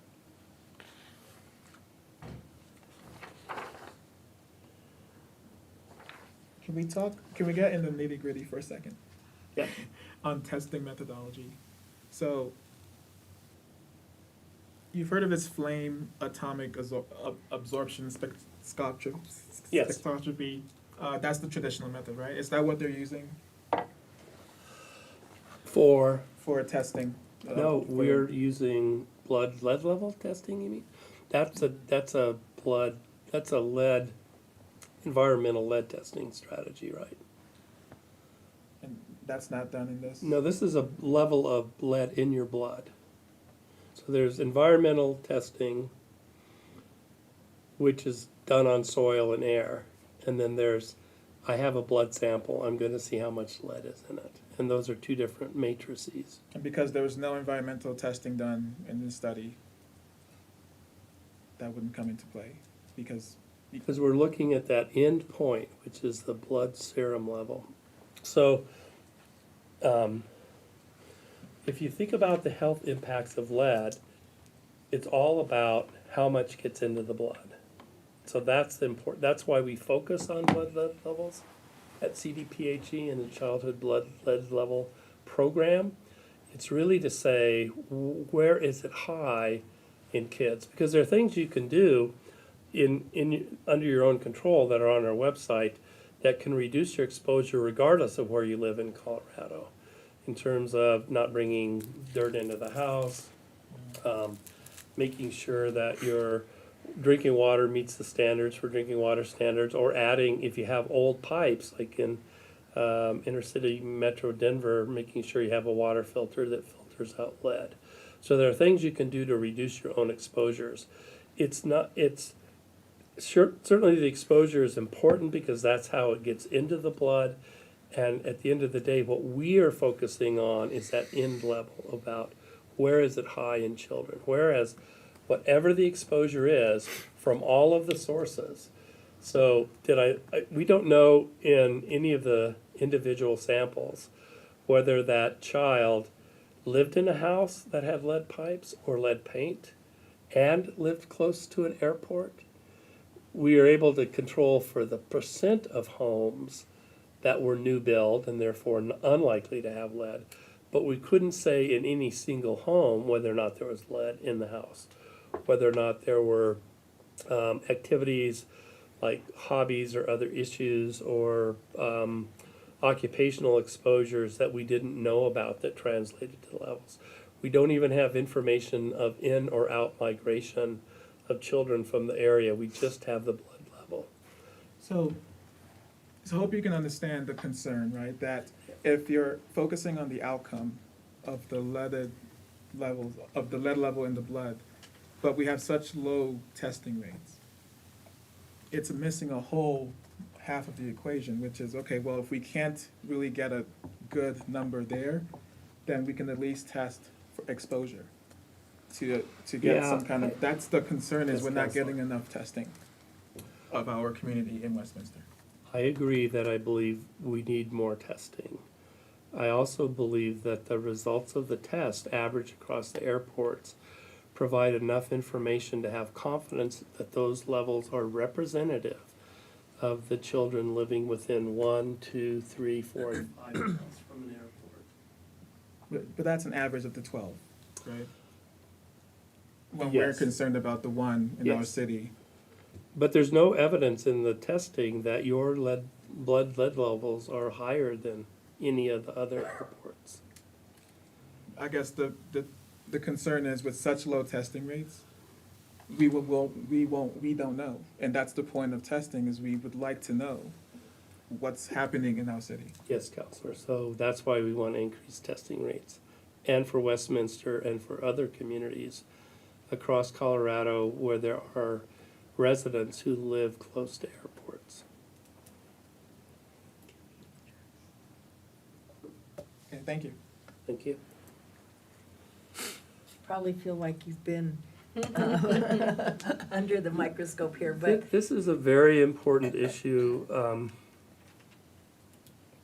I understand parental concerns. Lead is scary, and it's why we have a lead program.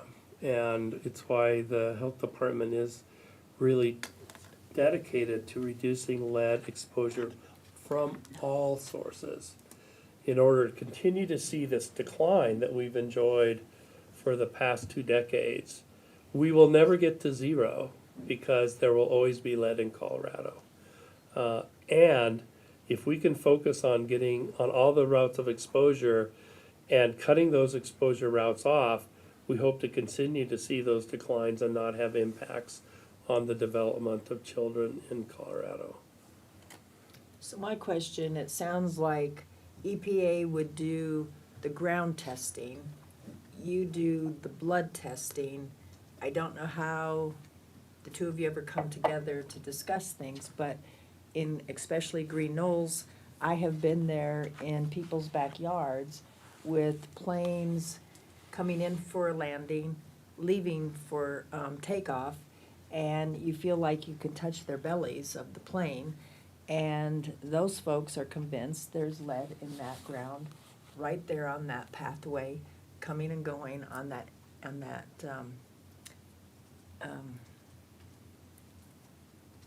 Approach. yeah. So anyway, how do we get that, a testing done so that they know, yes, it has lead in that ground, what it is, or if they don't have it?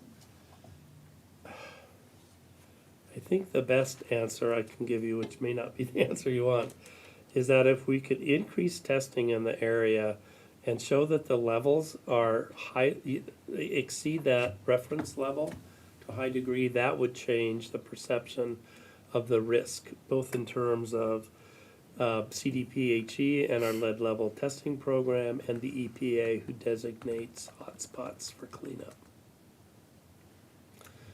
Without those levels being higher than what we are able to measure in our study, we don't have evidence that this really is a hotspot of elevated blood lead levels. But how do we get a test so we can have a definite answer, one way or the other, for these people? Yeah, so that's only something I think that can come with more testing and more time. I don't see how the answer would come right away. Even if we tested the soil and it was elevated above the current soil standard, if it wasn't leading to elevated blood lead levels in individuals, that wouldn't be an indication that it needed to be cleaned up. It's that we focus on the impact on blood lead levels to try to guide us in terms of where the hot spots are. That's the current regulatory framework. And it's the EPA that owns that framework, not CDPHE. So, we've all talked about education and that's very important. We have 2 sheets or 4 sheets of things coming up in Westminster where we hit 45,000 people to 800 on any given night. We have Westy Fest, we have movies in the park, we have town halls. If you would just have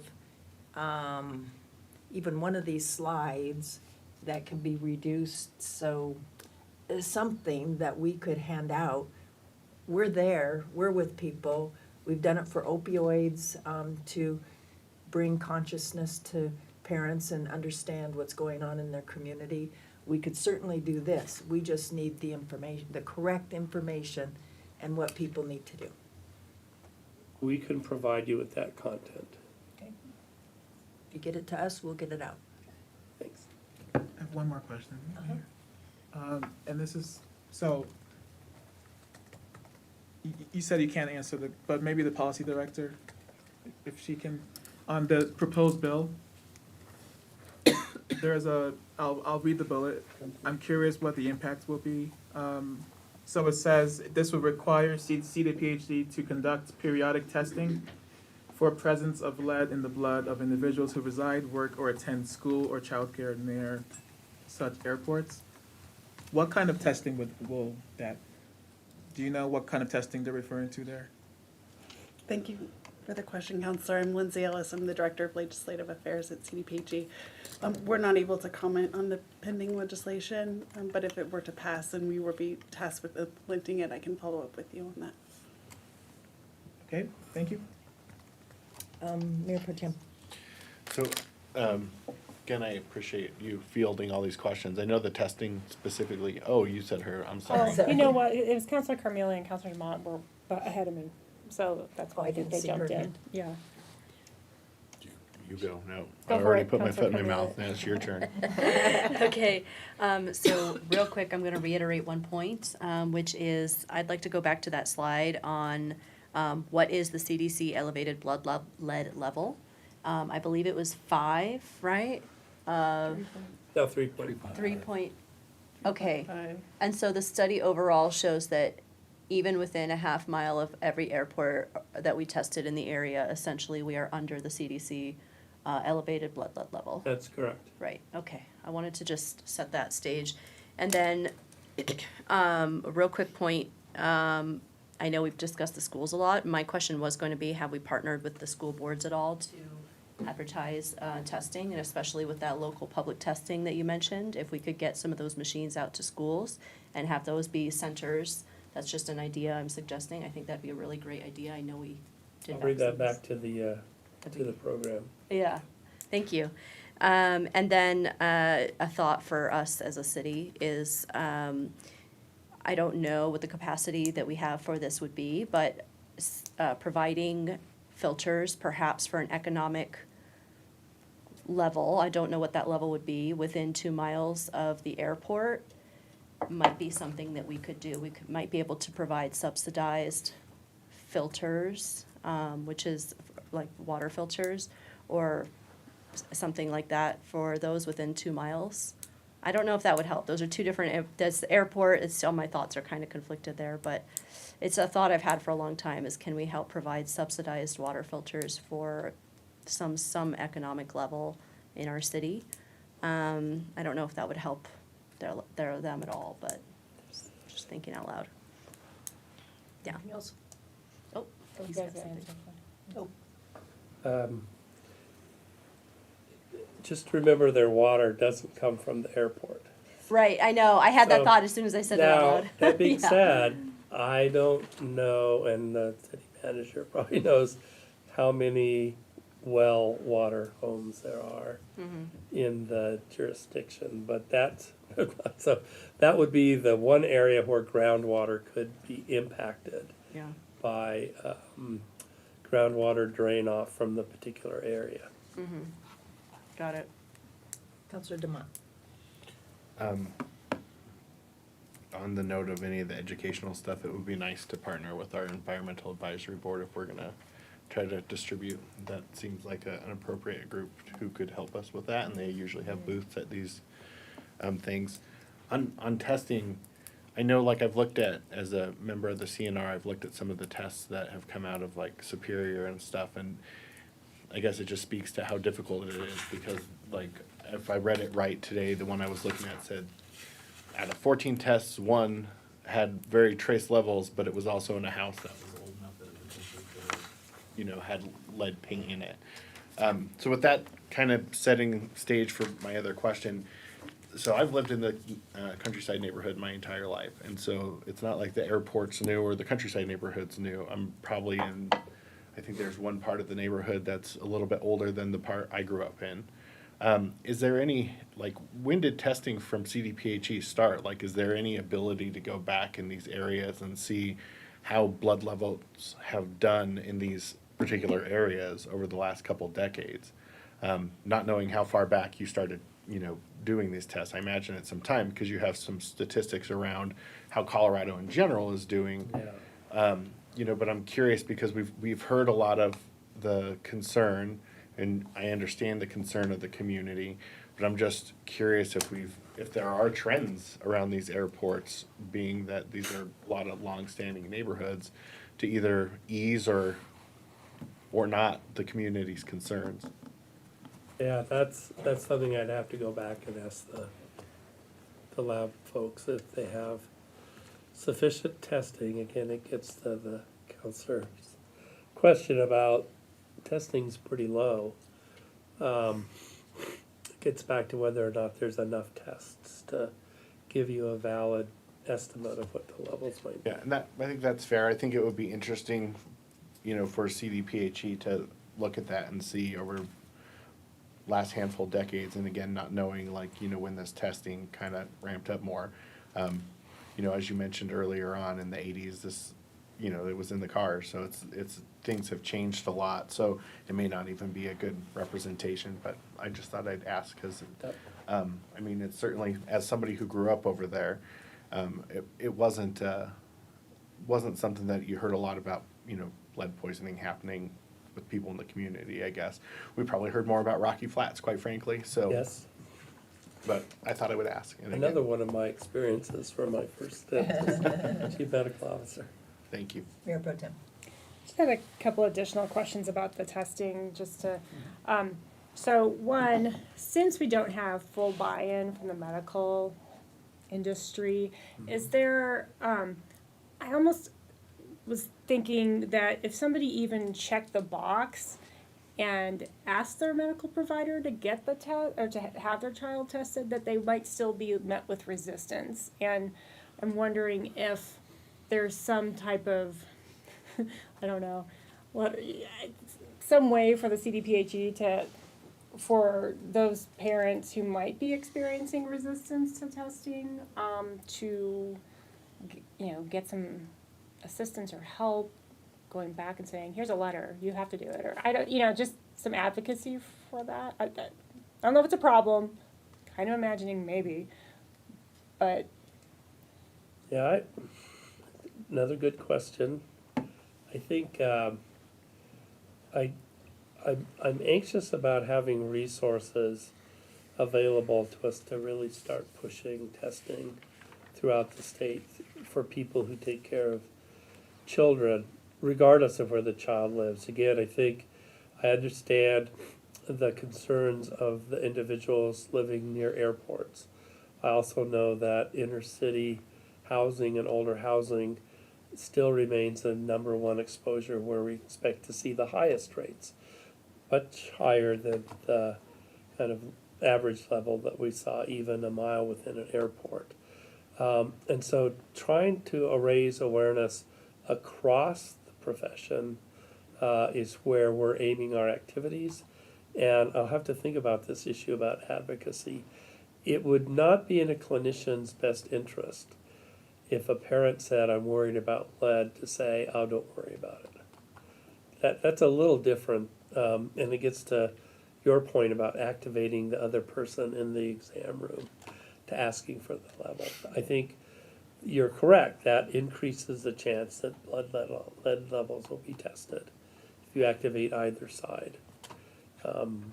So I think our feeling is that with the resources we have, I know 1.2 million sounds like a lot, we figured we have a smaller audience with the providers than we do with the mass marketing campaign. Again, not that we won't do that. I think we'd like to get moving on increasing rates with the resources we have, and then learn more about where the hot spots in Colorado are, where we could better target efforts, both in terms of targeted media, mass media, and then working with the provider community. okay, just two quick questions. Where would a parent go if they didn't have just a medical provider, you know, and they're not on Medicaid, or maybe they just, you know, fall into those cracks?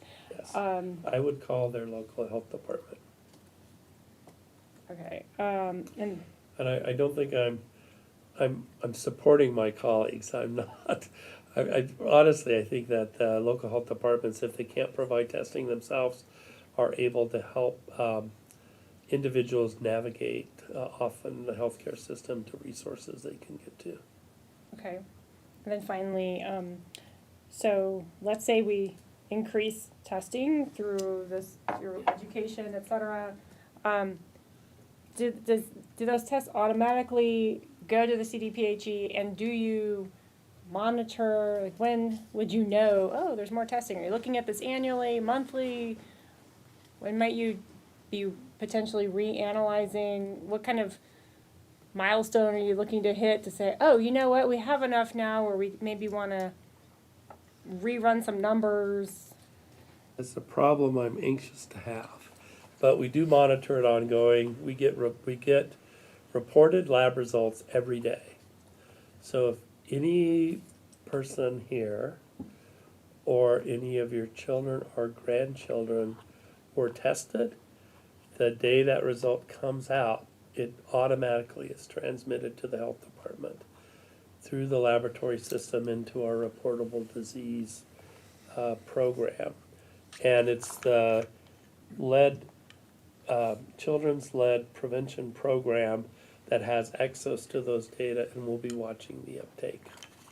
I can't tell you how often they look at it, but I can tell you it comes in every day.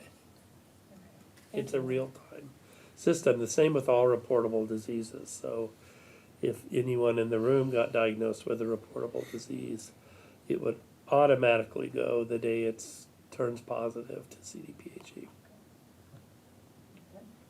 Lead is different in that it's reported whether it's high or not high. Counselor Ireland? So when you give these tests, for blood tests, you ask, do you have a questionnaire, like, do you live in a house that's older than 1978? Does your child spend a lot of time outside? Do you live near an airport? Are those questions asked before they take blood, or is it just a random thing? Well, I'd like to think it's more than random, but no, we don't have other than the questionnaire that's prompted to say your child's at increased risk, they should get tested. We don't collect that information at the time of the blood test itself. The way we did this test was knowing where the individuals whose blood was tested resided at the time the test was done. I think it'd be really beneficial to know those things, because you don't know where the lead's coming from as much if you don't We ask don't know where the lead's questions. coming from, yeah. Yeah. I see no more Oh, hands. yes. Oh, Counselor. Oh, let me go back one thing. I'm sorry I gave you an incomplete answer. If your level is elevated, we investigate. Okay. That's So good. then we would find out, what are the other parts of the investigation, and our ability to actually then go into homes and test at the home level for sources of lead is also part of the funding that we are expecting from the General Assembly. Well, that's important, because you don't want them to keep being exposed, right? So, Yes. great. One of the reasons we didn't do universal blood testing 25 years ago is we had no resources to follow up on the results. Counselor Hott? Yes. Correct me, because I may be remembering incorrectly. Did you say that 2% of children overall in Colorado were tested in 2022 for lead?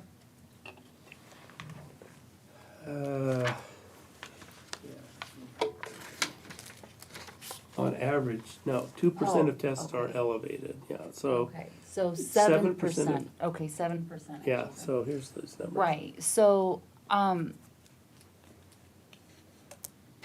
struggling with a few things that I've heard. You say there's no evidence that this is a hot spot, but it would be impossible to have that evidence if we haven't done any environmental testing. And if that 7% is representative across the entire state, how many are at that airport? That means that would be maybe a few thousand. That's not very representative. That's not a high enough number to get an accurate sense of what's going on. So if we're not letting parents know this is an issue and kids aren't getting tested, we don't have the environmental tests, we don't have enough testing already. How can you possibly say that we don't have evidence, because we don't have any of the information that would give us the evidence? And I'm having a really hard time with that. And then you can see on the graph clearly, even though it's not enough tests to give us a clear, answer, that the closer you are to an airport, the more elevated those lead levels are. But then I hear you say, but we don't know if it's the house they're in. We don't know what else they've been exposed to. But we can clearly see an uptick, even though we couldn't possibly know the extent because we don't have enough tests or evidence. And I'm very, very glad that that you're trying to increase testing. But what am I supposed to say to the residents in my community who are concerned about their children right now? I mean, you're looking, and yes, we need to look to the future, but we also, this is a long-term. We need short-term resources as well. So I guess, we haven't had the environmental studies. There's no way enough people have been blood tested to really have an idea. What do you suggest that I tell my residents when they tell me that they're concerned today for their children today? Counselor, I respectfully disagree with you. This level is a valid level. That's what the peer review is intended to look at. There are sampling issues and statistics that have been brought in to say this is a representative level of children living near 12 airports. So in other words, there is enough testing to say this is a valid average. I respectfully disagree with you And I because as understand. somebody who has looked at studies and understand if you don't have a large enough population to go off of, it's not going to be as accurate. The larger the numbers, the better. The smaller the numbers, the less accurate it is. And so you're saying that 7% of children across the entire state, and you're saying 12 airports, that couldn't be that many tests per airport. The sampling techniques used to build the estimated levels are techniques that have been used in statistics for the last 25 years. Right, but the larger the number, the I'm not better saying the that the statistics confidence are. intervals wouldn't shrink, but I'm saying that these levels are valid as averages, representative of children living in these distances from the airports. Yes, and you've also said that testing is extremely low. And it's high enough, otherwise we wouldn't be able to get this study published. How do we get an environmental study? We really need some environmental studies if our residents are gonna, we need answers at the end of the day. I'm, whatever those answers are, I'm willing to accept, but if we don't have the studies, we don't have the answers. How do we get the answers? Counselor, if the environmental levels don't translate to elevated blood levels, then I don't know what to say. But how do we know if we haven't tested the environment and blood testing is, what you said, extremely low? It How is do high we- enough to come up with averages that are valid representatives. I wouldn't What even are be you calling a valid representative? Because my understanding is testing is low. This is across 12 airports. So can you please explain that to me? The sampling strategies in the statistics that are behind the study aren't something I can explain to you. Nor are they easy to be explained by people who aren't biostatisticians. However, people have spent their careers developing bootstrap methods for sampling that lead to our ability to come up with what we believe are valid estimates representative of a population where we only see a portion of that population in the tests. So I understand your skepticism, and I'm sorry I don't have the ability to overcome that. The way, I only know, the routes I know to getting environmental assessment is what we'd already talked about. Would this area be designated because of a spill or a suspected spill as having significant enough of an exposure level for EPA to trigger their study activities, and they haven't yet. again, I would like to push more community outreach because parents can't protect their kids today for the exposure that they are having today if they don't know how. And clearly, you know how people can help themselves, but if parents don't know, it doesn't help. And so, I would like to push for some more community outreach. I appreciate that. Thank Councilor you. Zadi? Yeah, thank you again, and I know you're this is pressure cooker. Sorry for That's why I get the big all these bucks. questions, but I agree with Councilor Hart. I think I understand that there are statistically valid, sample sizes that can be very low. My problem with this is it's an average of 12. It's not like a sample size of our airport in Westminster. That's where I'm concerned. We don't have any, it's a black box from what I'm hearing and seeing in terms of this airport in Westminster, the impact of this airport on us, how many, and on a side note, from what you said about not the enforcement, but the follow-up, right? That CDPHE does a follow-up if people's blood levels are above the 3.5. I know way too many community members who have had their blood tested above 3.5, and they don't have any follow-ups. They don't know what to do. So there is a gap in education and connection to resources that I would hope you can help us and collaborate with us on, because it's super important, and there's thousands of residents who are hurting. That's an important point, and I appreciate that.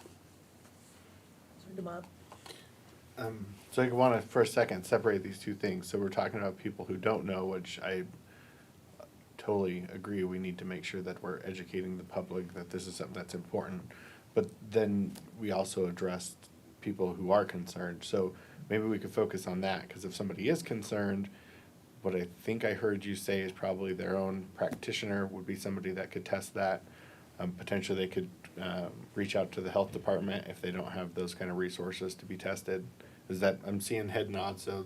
Or at least if the health department can't do the testing, they can identify a source of care where the person could be tested. And then I want to go back to what I think I heard you say, whenever somebody has this kind of level, that would get reported back to you, and then you would, your mechanisms equal follow-up. So saying the example of around this airport, if somebody came back with a test that was raised at a level, that would trigger your department off, and then you would investigate where that source of that lead potentially came from. Yes, and now we hope to have enough resources where we can do that more often. Okay, and I guess to the point that I'm thinking to Councilor Hott's question is, folks who do approach this council and say, I'm concerned about it, our recommendation would be to go get tested then. That's really that's my strongest message of the evening, is to try to increase testing, to get to these levels, to provide more samples, and actually see where we have children whose levels exceed the CDC index level of 3.5. Thank you. I don't think I see any more hands, so I'm gonna just thank you so very much. Thanks. It's been very informative. You have answered everything. And my only last thing is, when the peer report comes out, how do we get to see that? Or do we? How about I make sure I send it to Chris? Great. Yeah, there'll be a lot of people who are interested in the study. Thank you so much for being here tonight. Thank you. Thank you. Thank you. Does anybody need a Yes, 5-minute break? please. Yes, okay. Hassel. We've got 2 more items. I cannot believe this date. At least you got a lot of cake that you could Stay eat. with.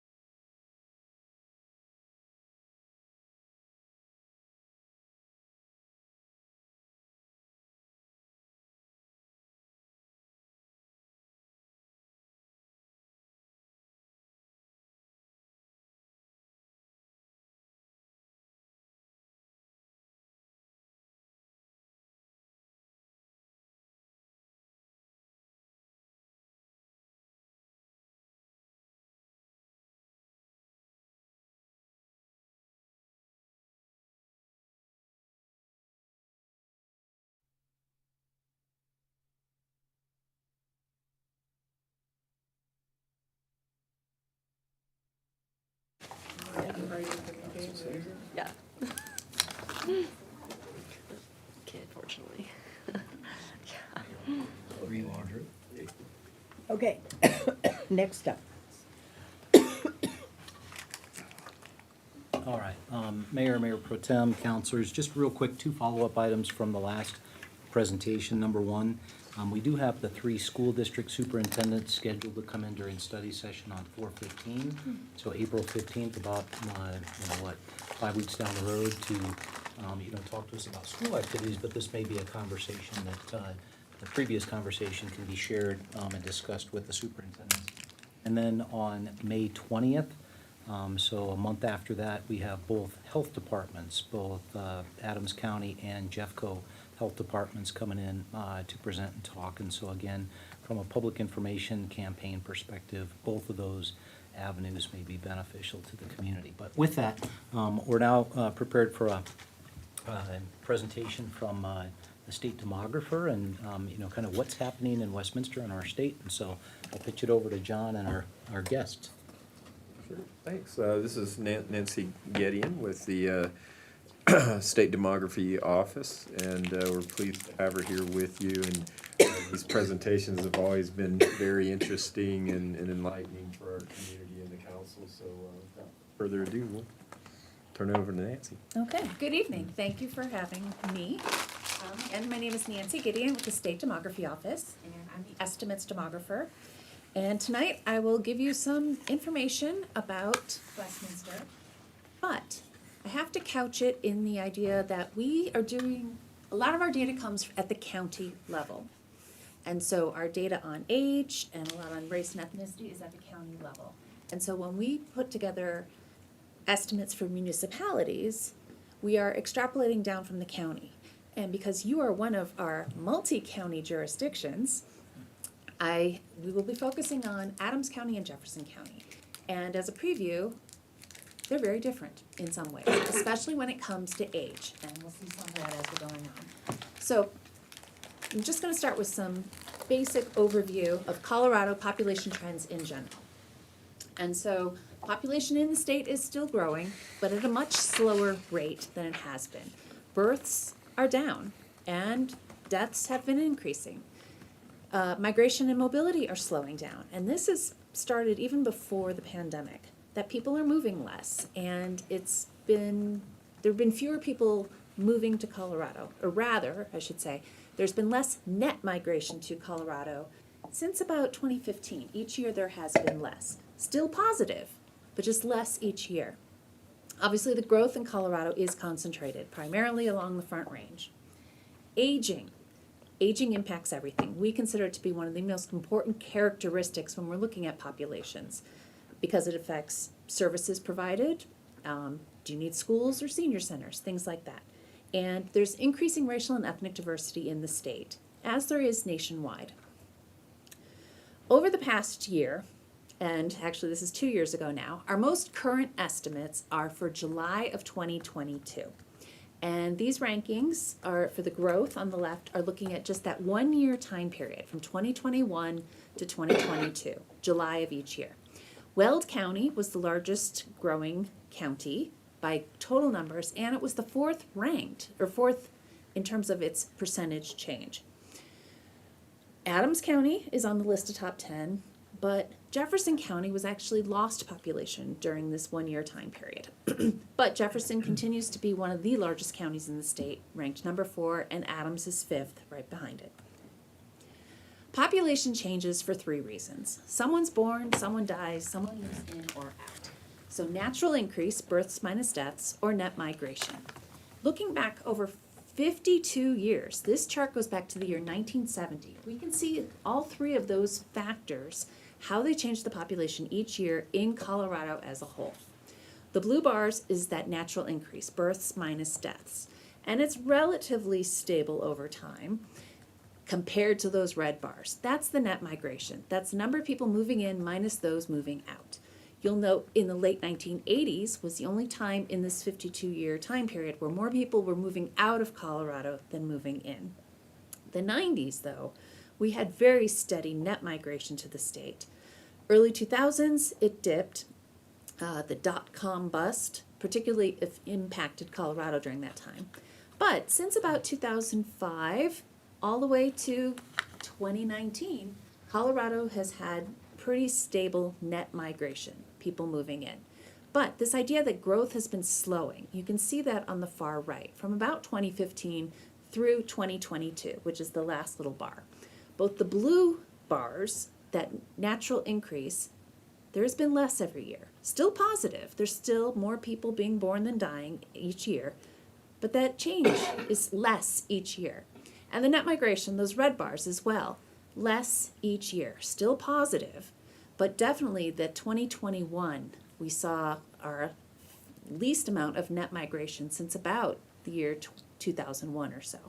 But that growth is slowing, and that's evident on the right-hand side of that chart.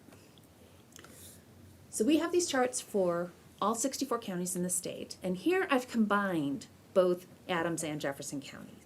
So same principle. The blue is that net natural increase, the red is net migration. The one difference here is I have to point out in the year 2000 is when Broomfield County was created. So that net out-migration is actually people now being in Broomfield. But for the most part, the combination of Adams and Jefferson looks fairly similar to the state as a whole, except when we get to 2021 and 2022, that the combination of those two counties had more net out-migration. So the only population gain during that time for both counties combined was natural increase, births minus deaths. But let's separate this out. We've got Adams County on the left, Jefferson County on the right.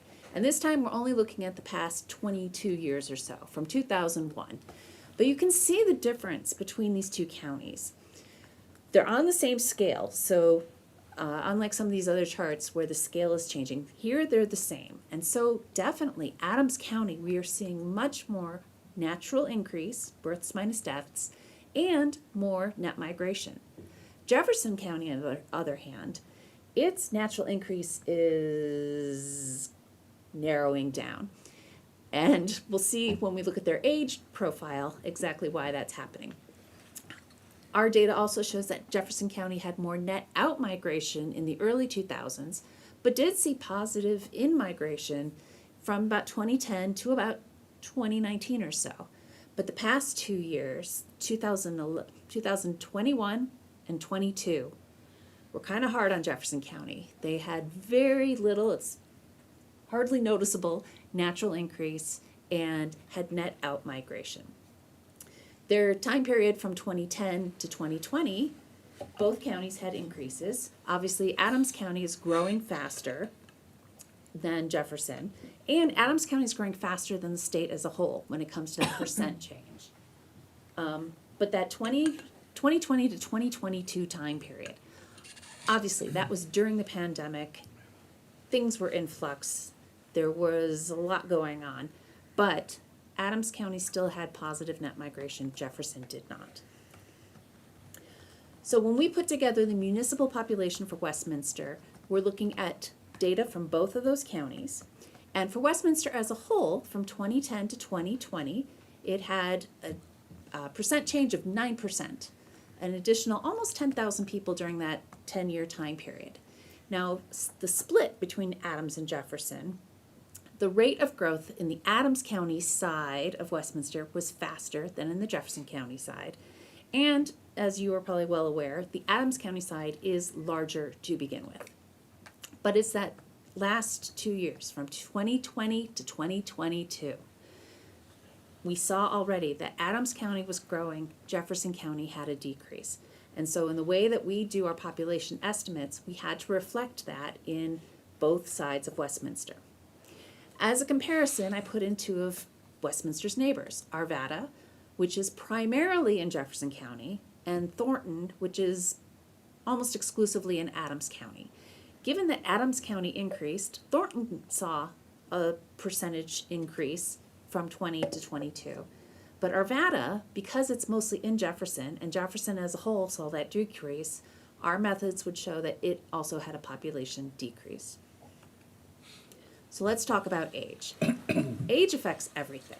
It affects what people buy, where they shop, what type of housing they would prefer to live in, whether they're in the labor force or not. Are they working? Are they retired? Income varies greatly by your age, and of course service demands. So Colorado as a whole, we have more 30-year-olds in 2022 than any other single year of age.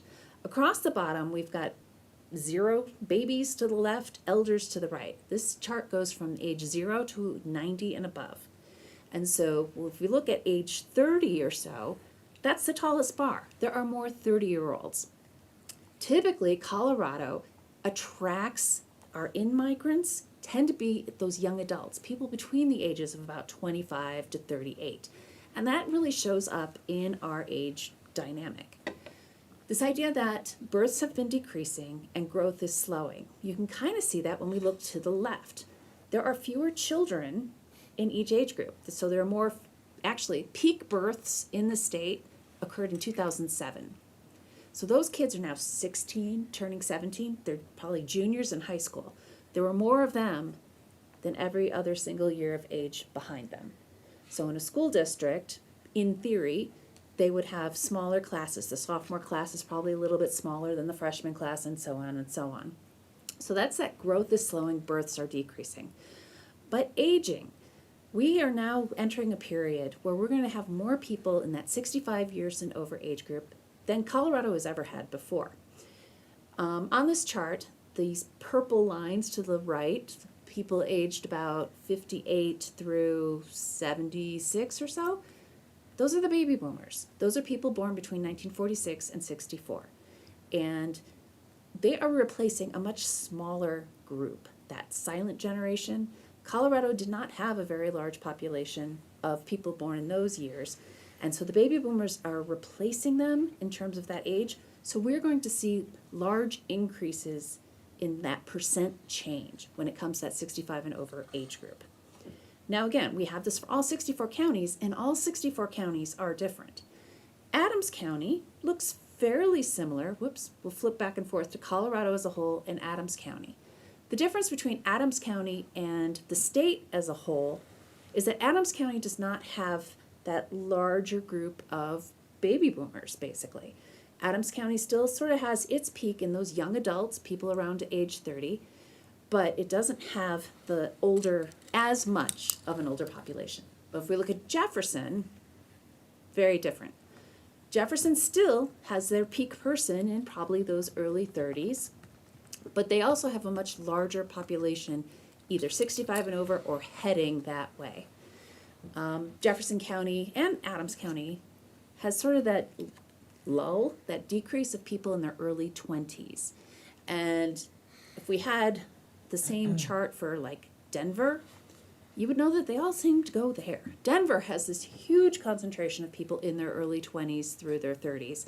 And so there's lots of suburban counties in Metro Denver that have that little divot, that decrease in their young adults.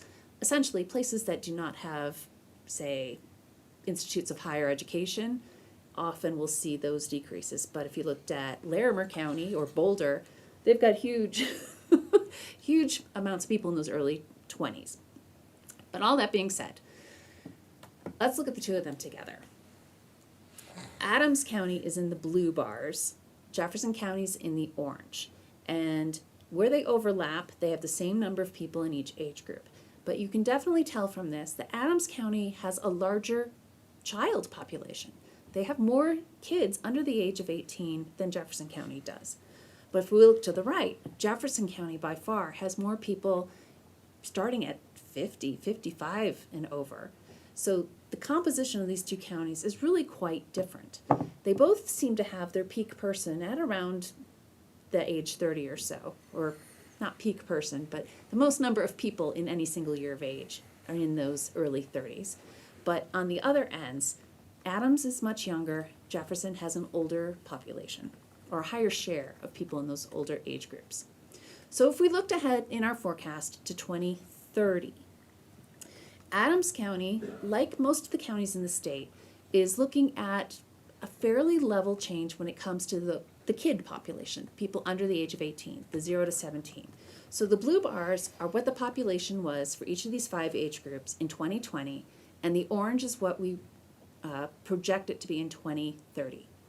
The kid population, the young adult, that 18 to 24, fairly even. But in Adams County, we are anticipating an increase in the 25 to 44-year-olds and the 45 to 64.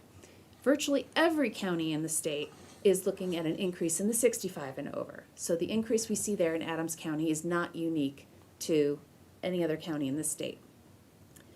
If we look at Jefferson County, though, we are actually seeing declines in their under 18 population, their 25 to 44 population, and their 45 to 64. Jefferson is still forecast to have a large increase in their 65 and over population. But overall, we're looking at Jefferson County to increase from 2020 to 2030 by just about 2% total, maybe an additional 11,000 people. I'm going to flip back to Adams, wrong way. Adams County, though, we expect to increase by 14%, nearly 74,000 additional people in all of Adams County. So the growth rates and absolute numbers for these two counties are very different. And I ask you to think about, well, what does that mean for Westminster? A lot of where growth occurs is where there's development. The population goes where there's new housing. So to try to anticipate what Westminster may look like in 2030, I would say would depend pretty greatly on where there's either vacant land, where there's development occurring, where there's going to be new housing, things like that. So this is a quick run through over population data, and I'm happy to take any questions you have.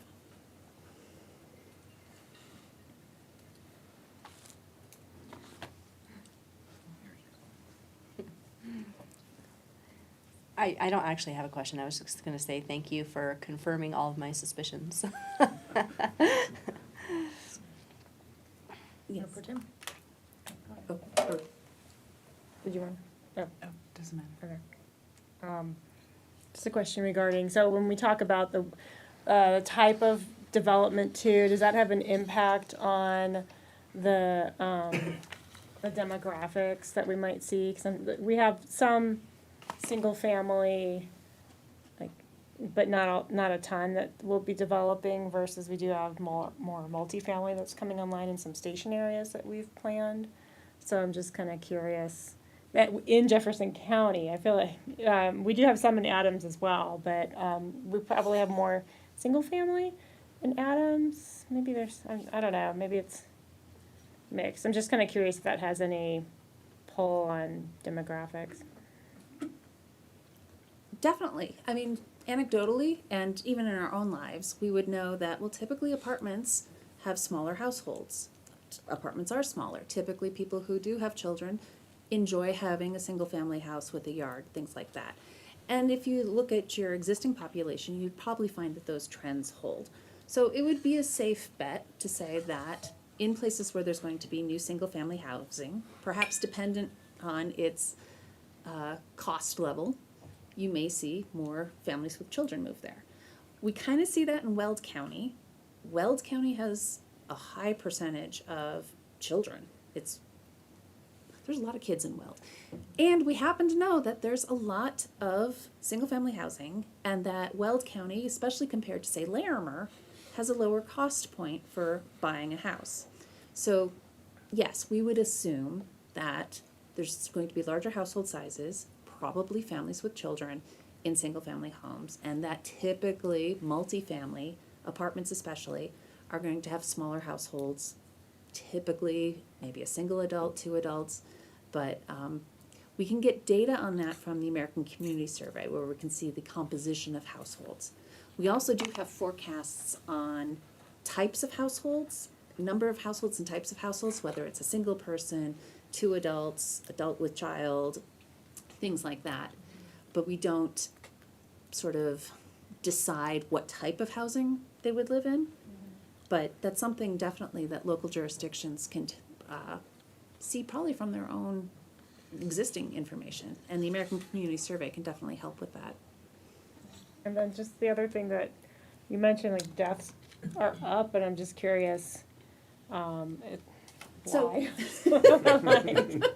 Well, so in general, and that's one chart that I did not include, but deaths have been on a steady increase statewide since the 1970s. And that's perfectly natural because the population is aging. Like I said, having more people in those older age groups, we're going to see more deaths, and that's natural, that's expected. But definitely during 2020 through 22, there was a sharp uptick in the number of deaths due to COVID. And just last week, I was in a meeting with the vital statistics manager at CDPHE, and he said, yes, there was definitely excess deaths during that time period. But looks like that has stopped and that we're back on the same trajectory we were before the pandemic. So this increase in deaths, for the most part, is simply due to aging, more people in those older age groups. Thanks. Counselor Hott. Yes, so you had mentioned, that the developments we have, will affect our demographics. We are almost at build out in Westminster. We don't have very much land left, to develop. And so how does that affect our demographics? So in terms of the way that we distribute county level population to all the municipalities, it's by a housing unit method. So we find out how many new housing units were built in each of the municipalities in Jefferson and each of the municipalities in Adams and their unincorporated areas. And we spread out this county level population to those places based on their housing units. Because at the county level, we're getting the real numbers of births and deaths, again, from CDPHE. So we know at the county level how many people were born, how many people died, and so what that net change in natural increase was. And then we have data from the Census Bureau on net migration, and that comes from a variety of sources. But that we see how many additional people there were in each county. But to spread them, we use that housing unit. So the short answer is, if there are fewer housing units or no housing units built in any one of these municipalities, then in general, they're not going to get as much of a share of the county level population.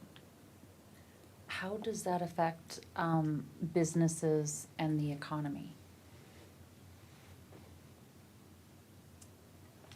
In a place like Westminster that is so integrated with all its neighbors that it's part of Metro Denver, I recall looking at the commuting patterns in Westminster, this idea of where do people live versus where do they work.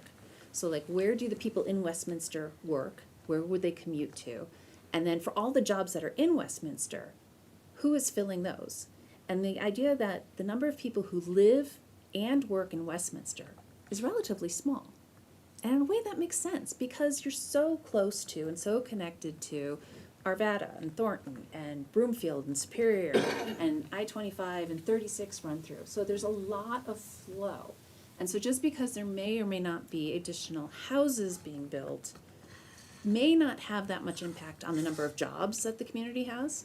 Because maybe some of the available land you do have is in industrial parks, or maybe places are building more retail or more places where people work. So I would think, especially in a metro area, that the economic health of a community is not necessarily dependent on the number of people. We have found that developments in Westminster, commercial developments, the businesses don't do very well if there's not housing around those developments. I imagine That's what I was told by the housing authority. Well, Was that meeting?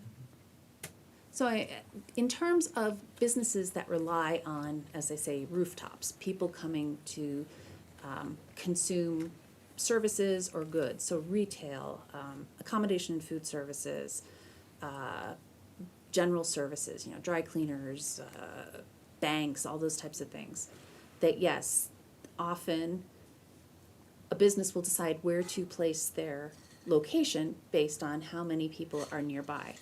But if we're looking at something like a Google or I'm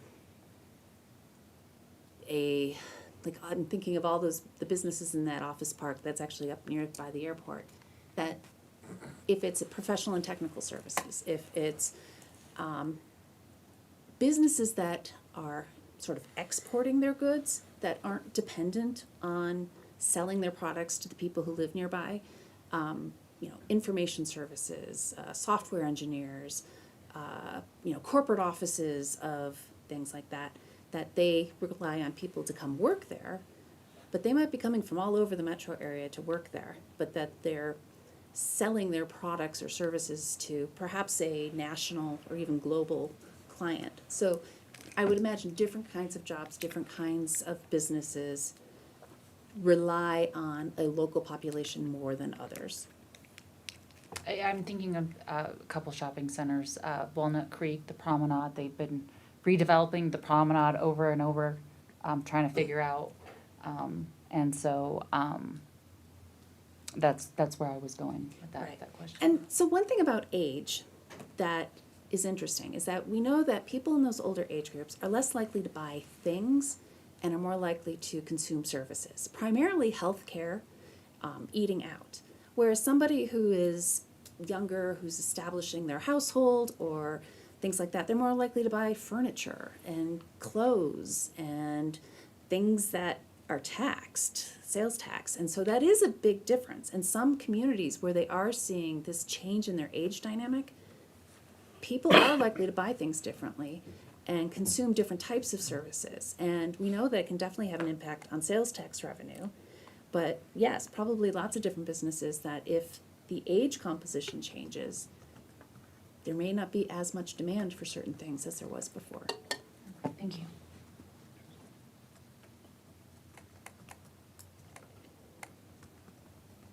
I see no hands. Thank you so much. I remember when I was chair of Dr. Cog, my first go-around here, they talked about the silver tsunami that was coming, and that was over 10 years ago. So this is no shock. It's just what it is. Right, in some ways it's that we're successful, we're living longer, and there's more people making to those older age groups. Just have to change things as needed. Thank you for being here tonight. Yes, Thank you're you. welcome. Thank you. Thank you.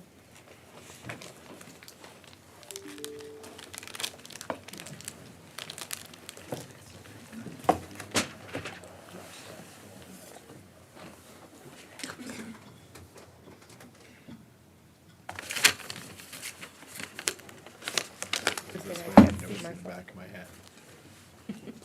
Oh, I missed a spot. Do your own. I got one of these cool, like, curved your head shavers. It's sweet. I think Dave and I go to the same barber.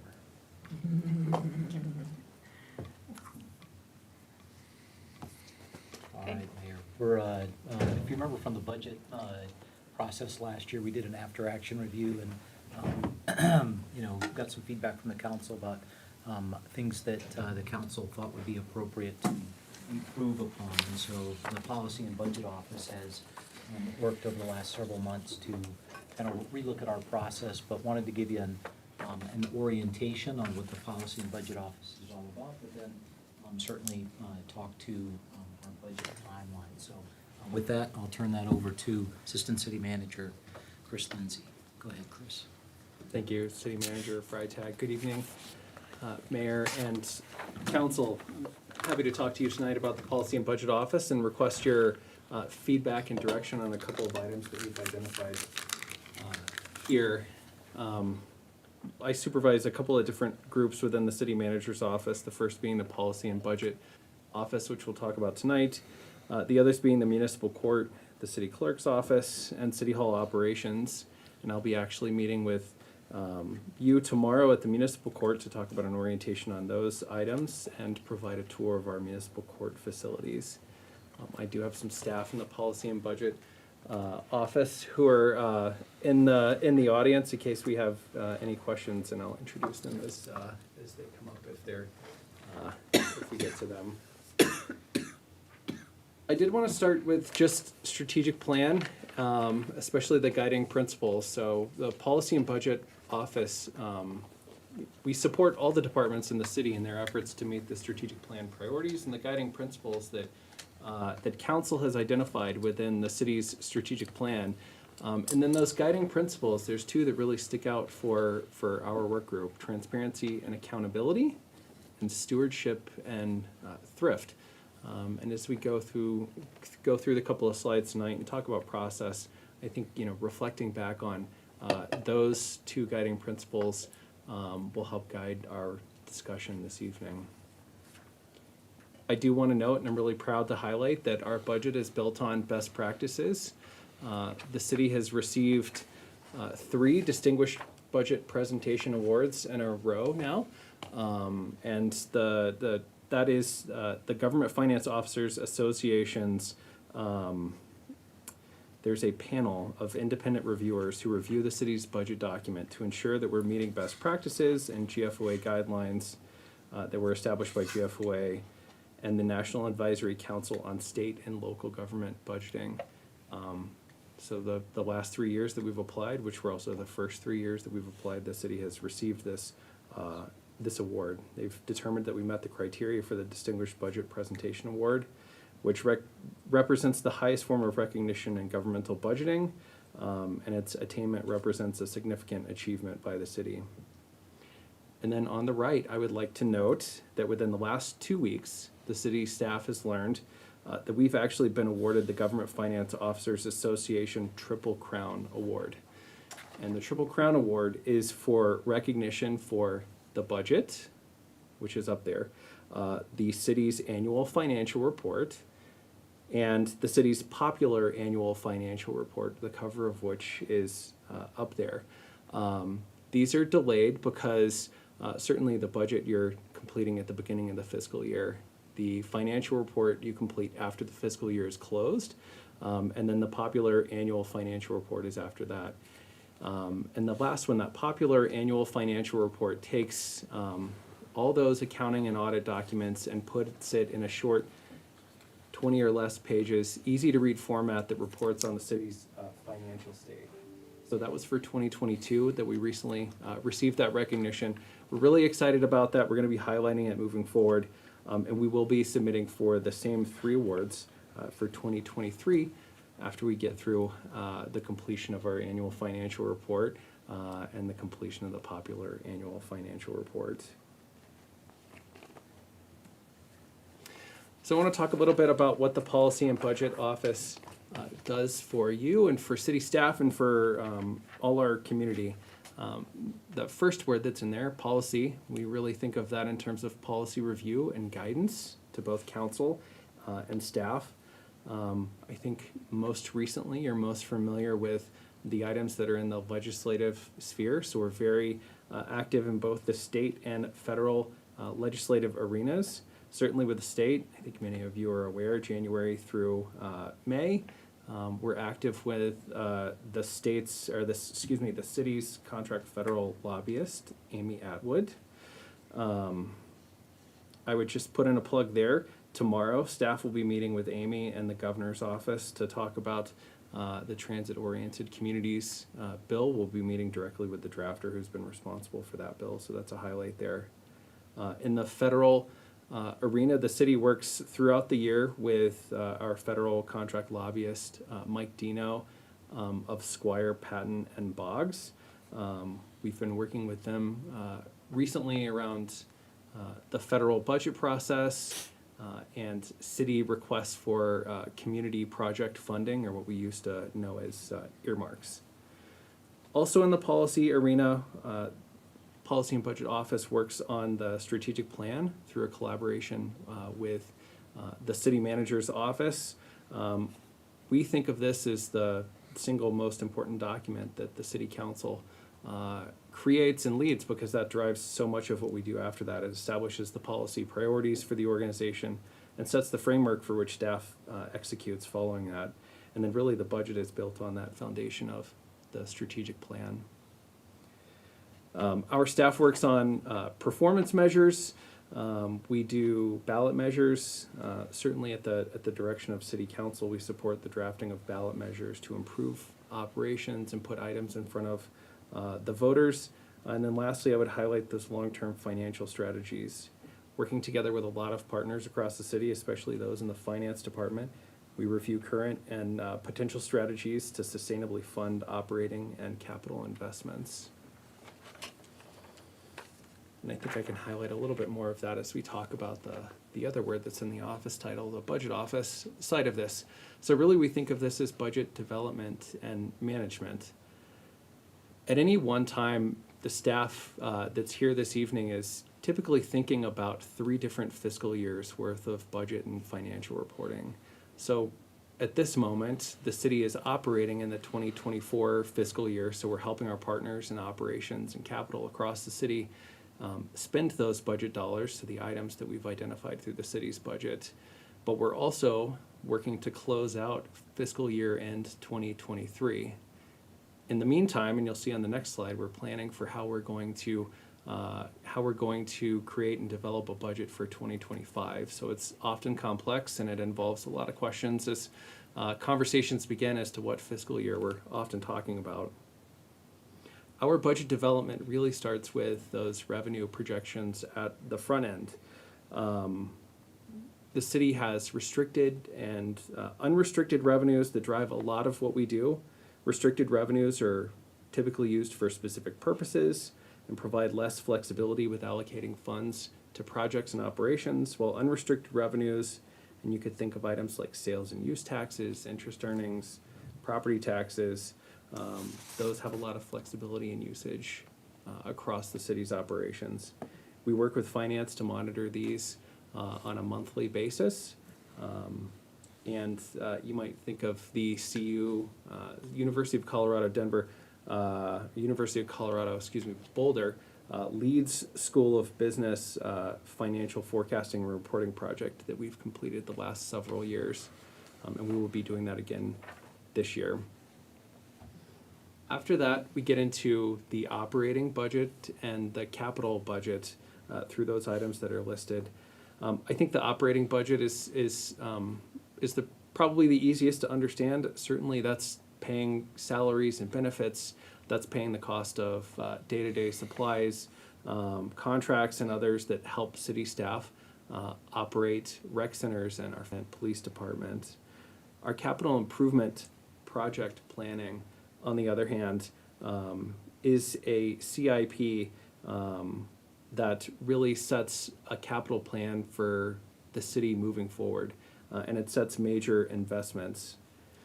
Due to the reorganization the city underwent last year, this will be done, moving forward, this will be done hand in hand between the city staff and the Policy and Budget Office and the city engineer, both of those in collaboration. And we're really excited about what the capital planning process will look like moving forward.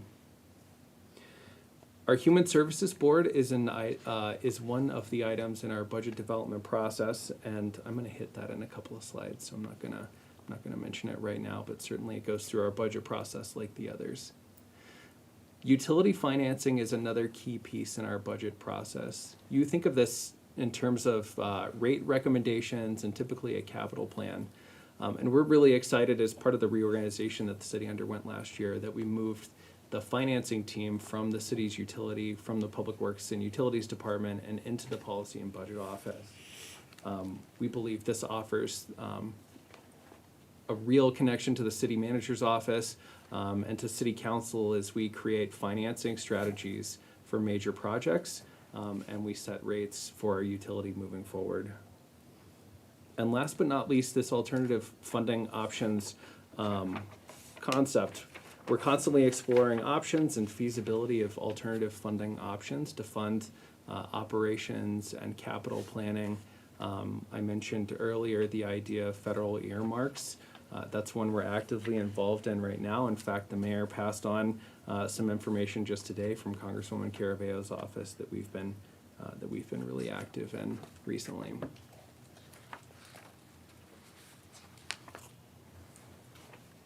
Here we jump into the first area where we're looking for feedback this evening.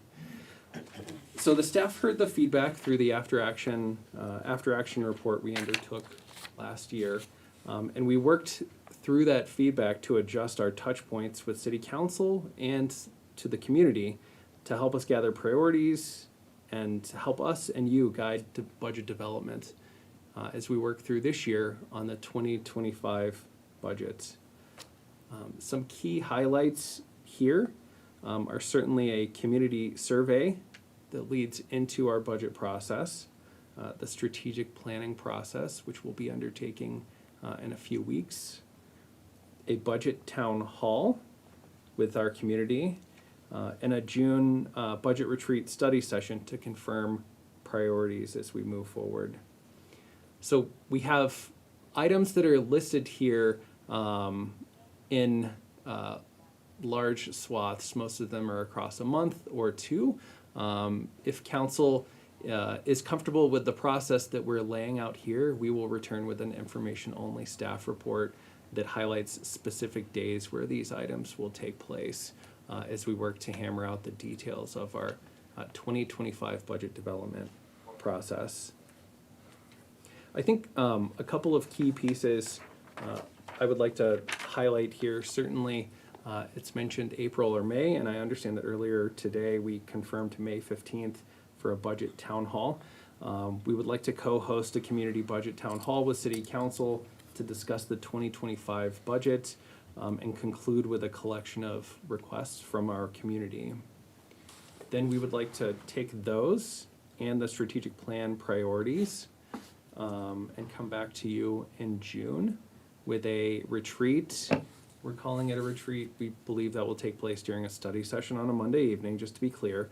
We'll also bring in that revenue modeling that we've done and come back to set clear priorities for staff as we work forward over the June, July, August timeframe to put everything together into the budget to then balance it out and come up with the city manager's proposed budget at the end of August. I think I'd like to stop now and take any feedback you might have on the proposed budget process. Two questions on this. So the community survey, what's the timeline in getting the results back in terms of how it fits in with decisions?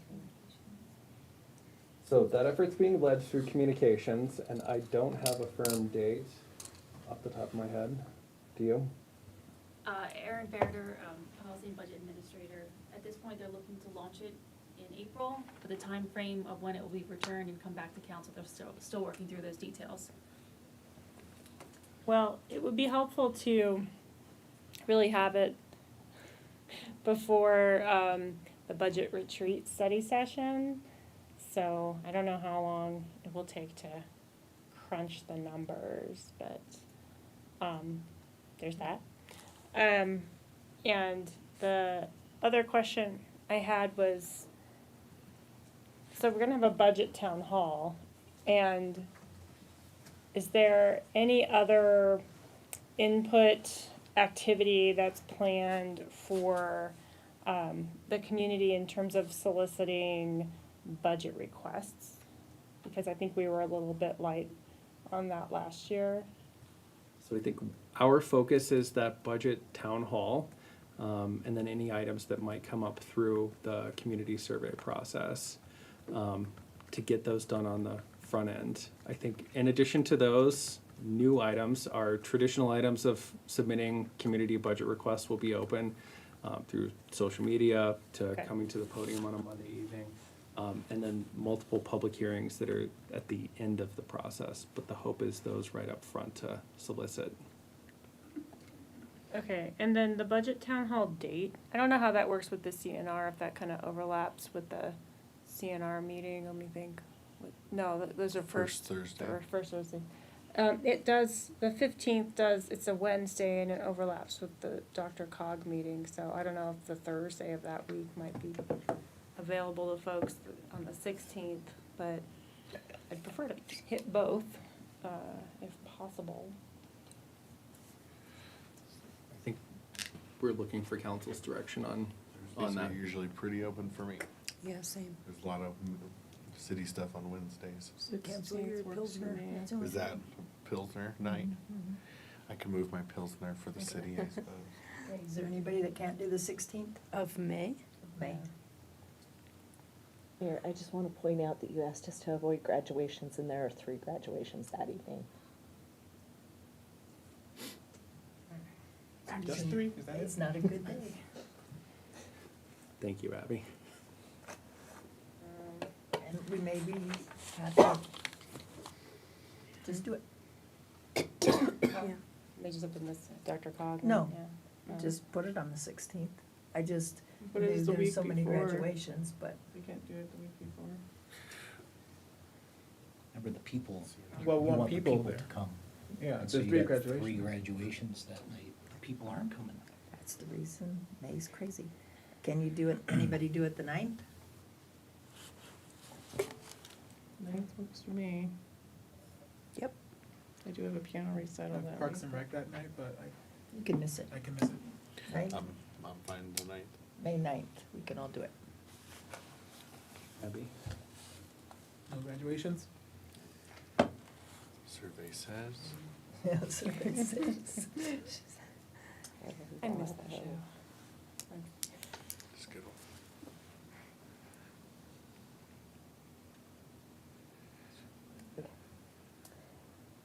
I tentatively say yes. All right. Thank you. May 9th, hold it. Thank you.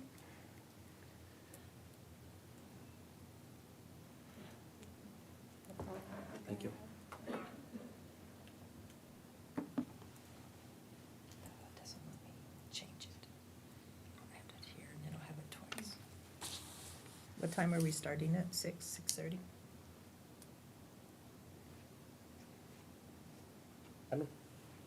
Come on down.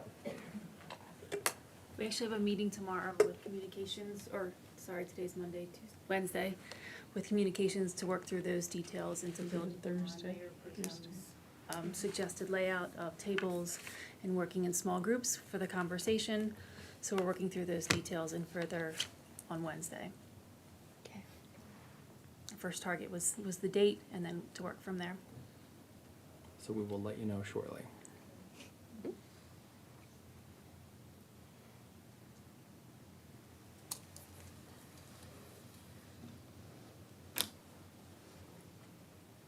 Okay. Good. Counselor Dumont? Just couple quick questions. One, and Mayor Pro Tem kind of hit on it, I just want to make sure that we widely spread so people have an opportunity. And did you say, are we gonna collect, I mean, we already do like emails and stuff, so that'll continue, probably social media, all that kind of good stuff. And then my only other thing is, during the last budget thing, I specifically had to ask of staff around, and so I know that the utility rates feed into this process. And so since this process is a little bit enhanced, call it, how does that feed in, and how does that effort to try to look at ways to not hit the 4.5%, how's that gonna feed into this overall thing, and will that come up at the town hall, or will that be later on in the process? And that's really the only thing I'm curious about. So I think certainly we're looking for input from the community at the town hall on all the aspects, including the utility. From that and the strategic plan and the direction that you provide staff, we'll be looking to balance all those inputs to come up with a sustainable budget and rate schedule that'll be proposed with the proposed budget. That makes sense, but I mean, there was a very specific ask to come back with something that actually would be achievable to not have 4.5%. So during strategic planning, will you have some ideas? When do we hear, what that work looks like and what you actually are gonna come back with? So I think we've heard the 4.5%, especially through the budget process last year. Now I think it's incumbent upon us to go back and look at the entire capital stack that we have, the operational needs, and look to balance those out at a staff level and look at what that comes out with a utility rate. Okay. And seek to balance all those inputs. I think that's fair. I just wanna make sure that that's not lost, so we're not up against the wall again, looking for, us pulling things out, saying, well, what do we look at this? Cause that's what I did avoid last year. In retrospect, against the wall, I would have come back with other things. So with this much time, I just wanna make sure that, we're still tracking the same thing. So, otherwise, I appreciate that you've taken the feedback that was given last year, and we're trying to make this a better process for both the public and council. Councilor Zadi? Thank you for this. I love the budget town hall concept being so early. The strategic planning input, the survey, to Mayor Pro Tem's point. Definitely, I would like to see the survey before the budget retreat study session. The one area of concern I have is related to the city council budget questions, which is where we give our input, really. That still seems pretty late in the process. I think it would make more sense before budget development to hear from us as to what we may want to have prioritized. That's one thing. The other thing, though, is throughout the year, we collect, so residents send us emails with budget requests, right? Sometimes they don't know that what they're asking for is a budget request, and there's a lot of those. I would imagine that's another input bucket from all throughout the year, if we are tracking all of that and keeping that in one place so that we can, that becomes another input to the budget retreat study session. Is So- that part of it too? So, thank you for that. For your first question, council input on the front end of the process, that's the June study session retreat with city council. Okay, To so review we'll the give feedback you from the that then. community, Okay. the strategic plan, and to set high-level priorities for us as we move through budget development. In terms of those requests that come in through the year, so we will absolutely do our best to capture those. I think, as we saw last year, staff's focus has been on those that were not able to be completed at the time they were submitted for budgetary reasons. So we haven't necessarily tracked all the ones that were completed, and we've seen that staff is really efficient at knocking those out, especially those smaller items throughout the year. So we're gonna be extra diligent this year to track those, the ones that staff completed and the ones that staff was not able to for financial reasons. Do you track the open ones? Do you have a tracker on Do we that? track the open ones? Yes. Thanks.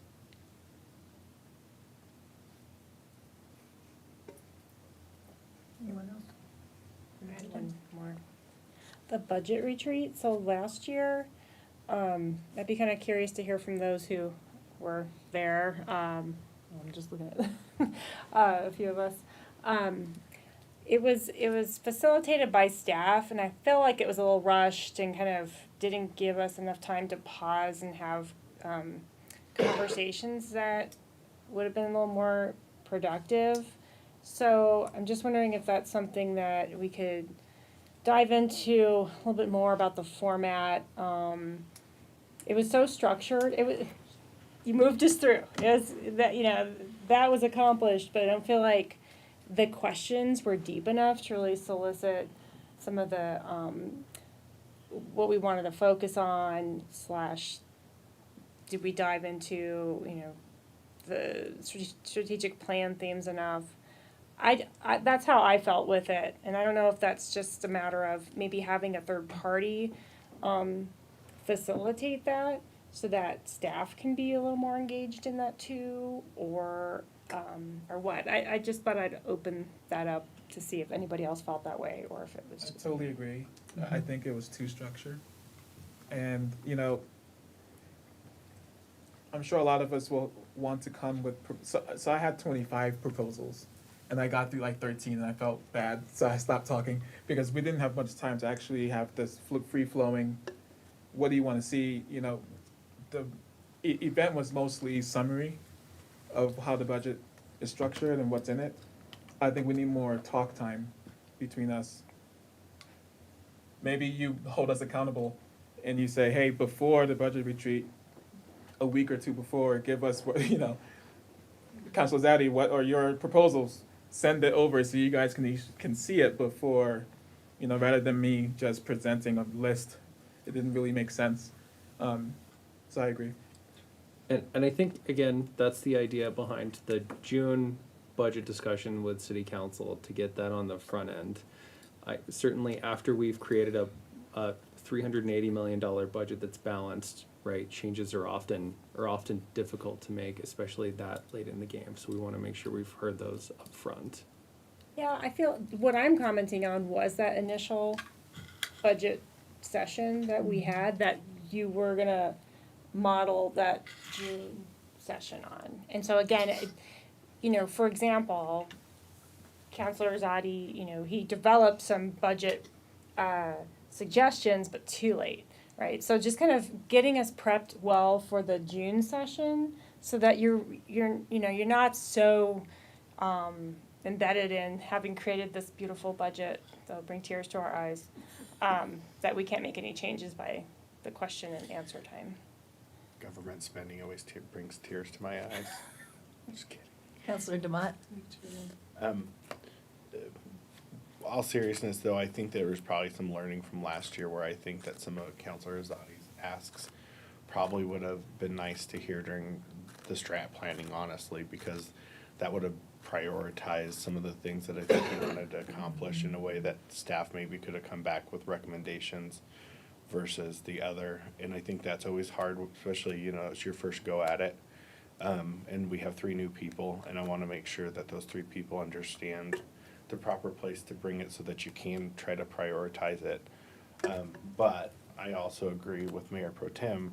In the past, we have, you know, had kind of more of that facilitated roundtable feeling to help us draw out our priorities in a different way. And I think that, you know, it felt more like a congressional hearing in that last meeting than it did you know, us trying to collaborate with each other. And it felt,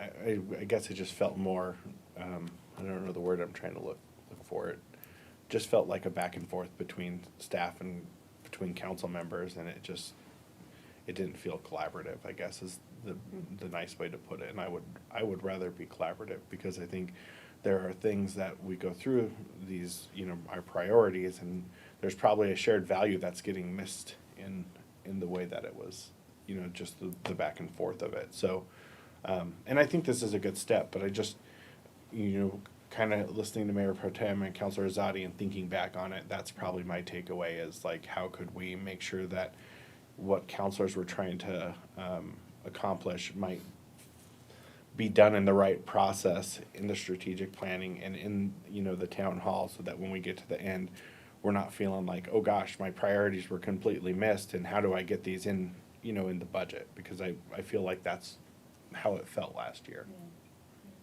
Counselor Ireland? So the goals I had to submit by today, can I expand on them by April 11th, is it? I mean, does it all had to be in today, or what do you do with all those that we submitted today? I didn't submit anything. It's coming. It's coming. I would ask that you please submit them so that Michelle Kennedy is prepared for your strategic plan retreat on April 13th. So if you could do that in the next couple of days, that would be much appreciated. As they work toward your budget retreat, the more information we have about what you want, the easier it is to make those things happen. So if you could send those in the next couple of days, that would be great. I've only received 2. Okay, I may think of some more then in the next couple days. All right. Anyone else? You said you wanted out of here by 10, it's your birthday, I feel like we should deliver. Yes. So, Only thing I would say, because I heard you say you'll throw some dates at us. I don't throw dates at us, ask dates, or even in a setting like this, have your dates ready, so you've got all 7 sitting here, and we can quickly say yay or nay instead of the process we have to go through. Because especially during June through September, we've got vacations and whatnot, so that's a heads up. Get whatever personal stuff you're doing on your calendars, so that as we need things to move forward for all of this process and the other things that we do, once they ask, we know if we can do it or not. So sometimes things just are thrown at us as if, you know, really? And it would be nicer to be asked, and we as a group decide what works. I really appreciate that, and I want to give a shout out. So Aaron, who was just sitting up here, I want to happily say, last week, Erin Farrader was hired as our permanent policy and budget administrator. She had been serving in an interim role for us. And as many of you probably know, I'm a fly by the seat of my pants kind of guy. And Erin certainly balances that out. She worked through this. There's a much longer version that's upstairs in the city manager's office with probably 100 different inputs on this and dates. And we're already thinking about what this looks like a year from now as we go on. So Erin and her ability to plan out what those look like is really going to balance us out moving forward. So I think it's really going to help. We help that. understand things that are gonna be on regular, council days, but if there's others, like the town hall, the way we do it just isn't efficient. If I were the person trying to do that, this is the place, or when we gather, this is the place to have, where do we need dates, and let's plow through them, because it won't take that long. Understood. Thanks for that.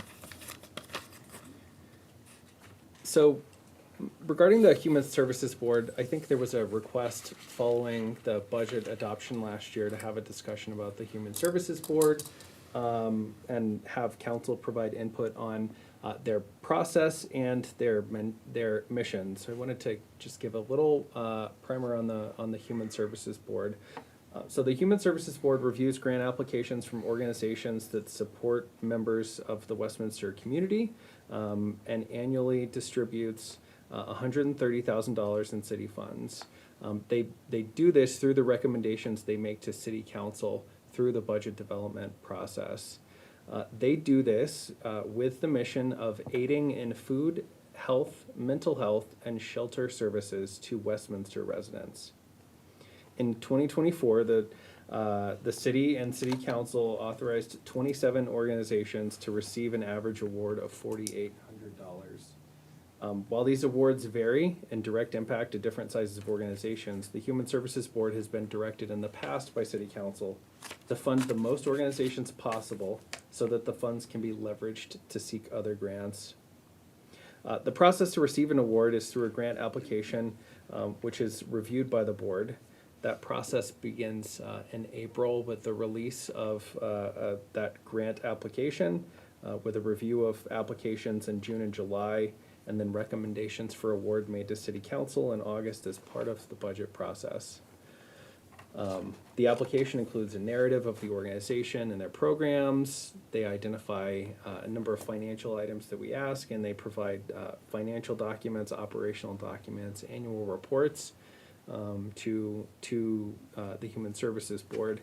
The HSB considers a number of criteria as they evaluate applicants, including the number of Westminster residents served, the ability to provide unduplicated services, their mission alignment with the Human Services Board mission, the ability to leverage collaborations in the community to bring in more funds, the ability to create a positive impact in the broader community, and a timely and thorough completion of all aspects of the funding application, which includes post-grant reporting that staff collects after the fiscal year is completed. Last year, HSB released applications on the city's website in April, and so we wanted to return now to City Council and seek any guidance that you have, certainly on the process that HSB uses, or the mission that they've identified. Real quick, the key point though is there was discussion during the budget AAR that the HSB should be used to have small grants across a large number of organizations, or vice versa, larger grants, fewer organizations, but more impactful in what they're able to do. And that's really what drove us to this point. So that's the question before you. Mini grants, smaller amounts, wider impact versus larger grants, fewer grants, but more impactful in what they achieve in those various nonprofits. That's the kicker. Counselor Sadi, you were the representative, so thoughts? So, wanted to first say that the board itself is made up of really amazing people. And the fact that they brought that question up of, well, do we do one or the other from that funding is a testament to the fact to their tenure.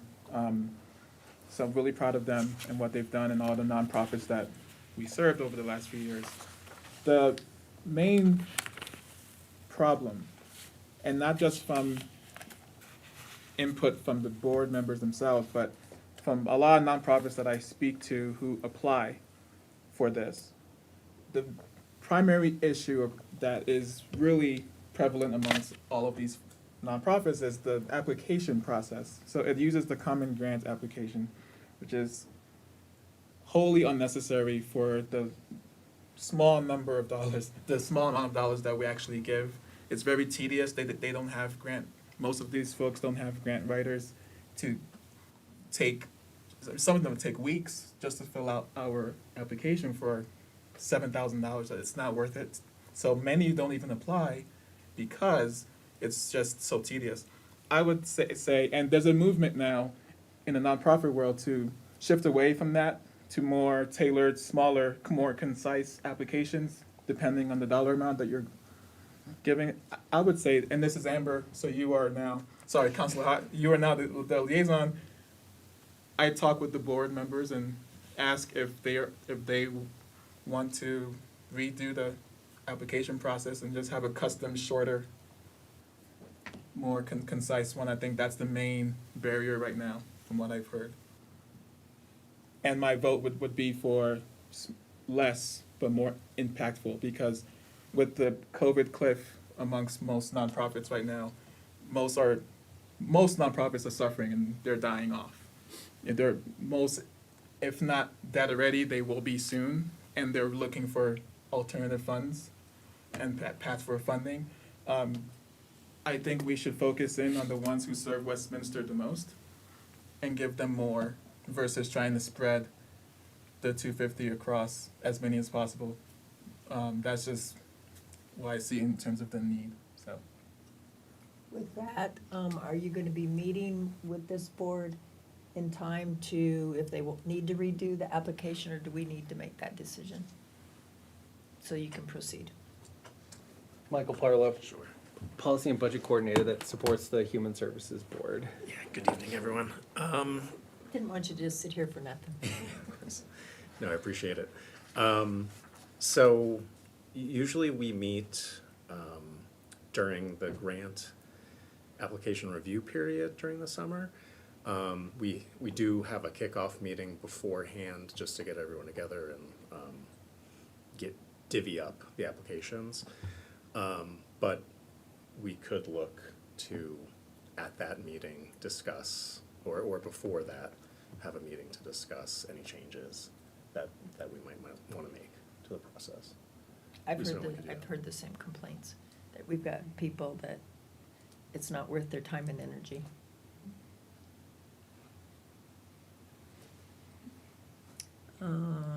Counselor Carmel. All right, I have several questions about the who before I can really figure out my opinion. So is there a pattern of usual suspects as far as organizations that we usually donate to? And do we have any, I'm sure we have data on what their impact to Westminster has been. And this is just several different questions. The organizations we're donating to, are they all Westminster based, or are they Arvada Westminster, Thornton Westminster, are they regional? You know, what does that impact look like? And yeah, who are they in general? Do we have like a top 5 that you could list off? So not all of them are based in Westminster, but all of them, we serve residents of Westminster, and we ask in our process, one of our supplemental questions is number of residents served by the program that they're requesting funding for. So most of them fall into one of these 4 categories of food, health, mental health, or sheltering services. We also have a multi-priorities group that does multiple things across that. And yes, it is usually the same, mostly the same organizations that apply. Some fall off, some new come in, and we have a process of the board interviews with any new ones that we haven't previously funded. But I could, Could we send the new council members, the last 2 years' worth, so they can just see what we gave and who got them? Yep. Counselor Demott?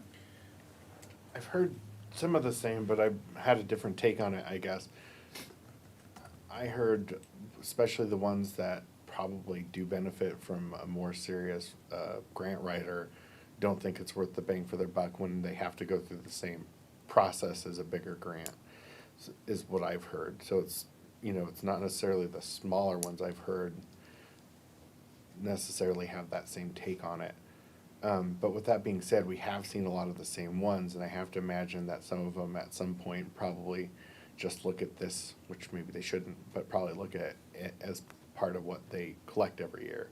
Just being on various nonprofit boards, they kind of look at the last year and say, oh, we got X amount from Westminster, and the ones that are repeating are going to do that same thing. So I'm just curious if there is, since we do have a lot of the same repeat people, what data we could collect from those partners to say, what does it really mean to you to get these dollars? I think of Ralston House, CASA, some of the ones that, are important to me. Because we did bring this up last year, does it make more sense to have a more competitive process with a bigger grant? Maybe for the one who gets it, but what's that gonna do to the ones who have, depended on those dollars year after year? And if and I know we all have our different organizations that we like, but if you look through that list and you think of those organizations you understand really well, a couple $1,000s goes a long way when you're looking at a Ralston House or a CASA and what they actually do with those dollars and how they serve folks.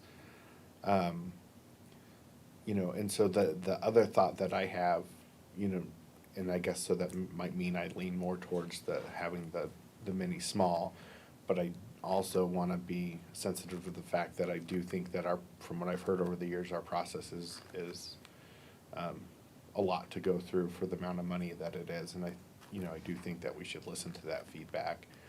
The other thing that I've always wondered with this is I think of the variety of things that we try to do as a city, whether it's utility fund assistance or the home repair thing, and how these dollars might help those things that are really human service kind of related.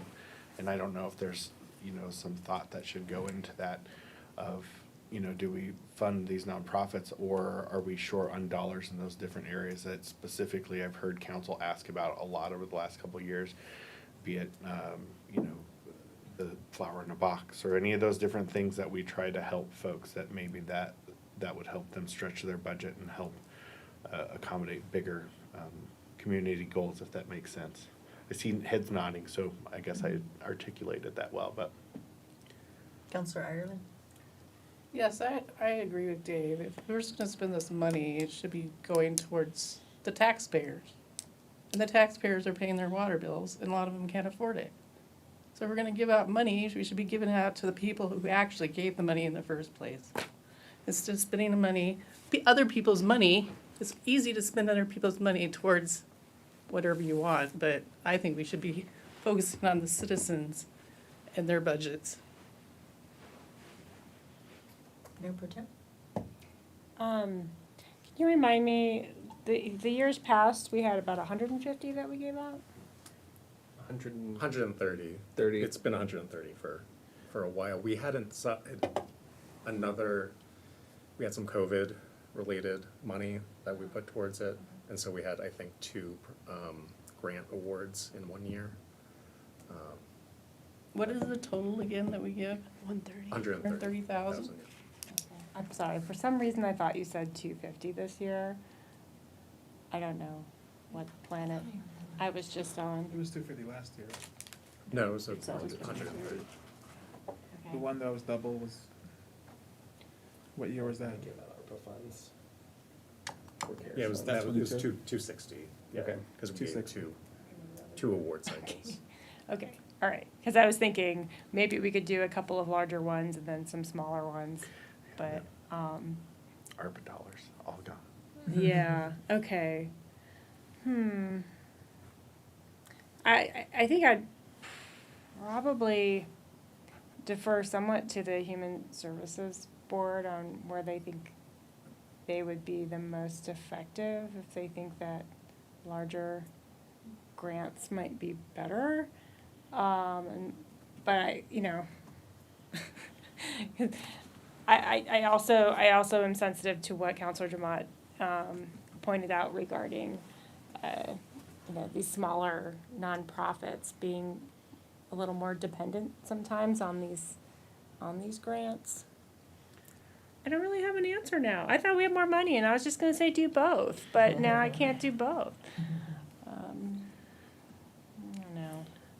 Yeah, I just, those ones, I mean, I look at the services that they provide people who are in the city. I mean, if you know, the people are victimized that are Westminster residents that go to places like Ralston House or CASA, I mean, those couple thousands of dollars. And I think Ralston House usually gets, I think they're usually in the 3 to 4 that the Human Service Board give them. Am I right? They receive 6,000, or Six. they will for 2024. Those, I mean, and I know what they do with that kind of money. It's impactful for the people that, and those, I mean, those are residents that are, ended up in a bad situation to no fault of their own, so. But I do also like the idea of the Human Service Board. They're the ones typically hearing all these different stories from the folks, which is probably why the process is a little bit cumbersome, but I don't know. I don't know the right balance, because it is hard on the nonprofits, but at the same time, you're trying to tool the Human Service Board to do the work that they're doing, so I don't know the right answer, so it's probably something to go back to that board with and ask them is probably a good call on your thoughts. Yeah, probably. So, but I definitely like the shorter applicant. Let's just make it easier. Where, you know. Is there anybody not okay with telling Human Services there to figure this out?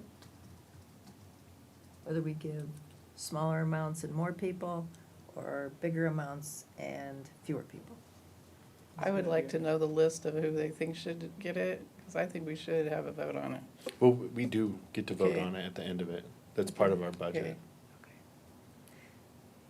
That sounds good. Oh. I would ask that you share our thoughts with them, though, so that they at least know where, I you know, think where it we're should go coming to a from. water fund for pay water bills. That's my take on it. I think we should find money, we should find more money for those things, not take away from the Human Services Board. We have the money, we can find it. That sounds good. Let the board do their job. Thank you. Thank you. Thank you, Michael. Thank you. So just to wrap up our discussion about the Policy and Budget Office this evening, I wanted to highlight some of the things that we have underway here in 2024. Certainly our strategic planning, your strategic planning process that is underway, and we're working towards that April date. In addition to that, staff is working on performance measures and key performance indicators that are really a step forward for the city. And then as one of those transparency improvements, we're going to place those KPIs in an online dashboard that'll be available to the public with the release of the proposed budget later this year. I would also highlight one of the top links at the very top of the city's webpage is transparency, and we're constantly updating and adding more information there. Abby recently said to me, hey, we don't have open records requests and something else. And we worked with comms to get that added to our list of financial opportunities and procurement opportunities and everything else on that transparency website. So lots of moves in that space. Certainly budget process improvements, as we've talked about this evening. And then last but not least, certainly working, our team is a key piece of the drinking water plant financing team that's working on that and all of our utility needs as we move into the future. And with that, I will wrap up my side of the presentation. Just one quick question on that. So you said like Cora, so are you saying like having some sort of program for low-income folks to be able to, because that's one thing that I would like you to look at, and I don't remember if you have that, but I don't think that income should be a barrier if people want to go get public records that maybe are taking more than the amount of time of staff that would create a cost. Does that make sense? And I don't know that that's a thing that we have today. All right, let me try to make sure I'm following you. You're talking about an ability to lower or waive open records request Or fees. fund to pay for it. Or funds to pay for open records items. I think we can research that, certainly come back through the budget process. Maybe with some somebody else is ideas. doing it. I mean, if there's somebody who's already done something that we could look at, I'd be interested. Just a point of clarification, specifically open records, or do you want to include the police records as well, which fall under a different statute? Well, I meant that because I know that that's a different thing, but I would be open to that, looking that as well. But my understanding is there are state dollars that are already available for that because of, depending on if it's a victim or not. So, if you have information that you think makes sense to us, I'd be open to listening to it. But I was specifically talking about Cora, understanding those are different buckets probably. Understood. Thank you. We'll take a look and come back through the budget process. Thank you. Council, I appreciate your time and feedback this evening. I look forward to seeing some of you tomorrow at our municipal court at 5 p.m. Thank you. Thank you. Thank you. Pink and run, birthday girl. All right.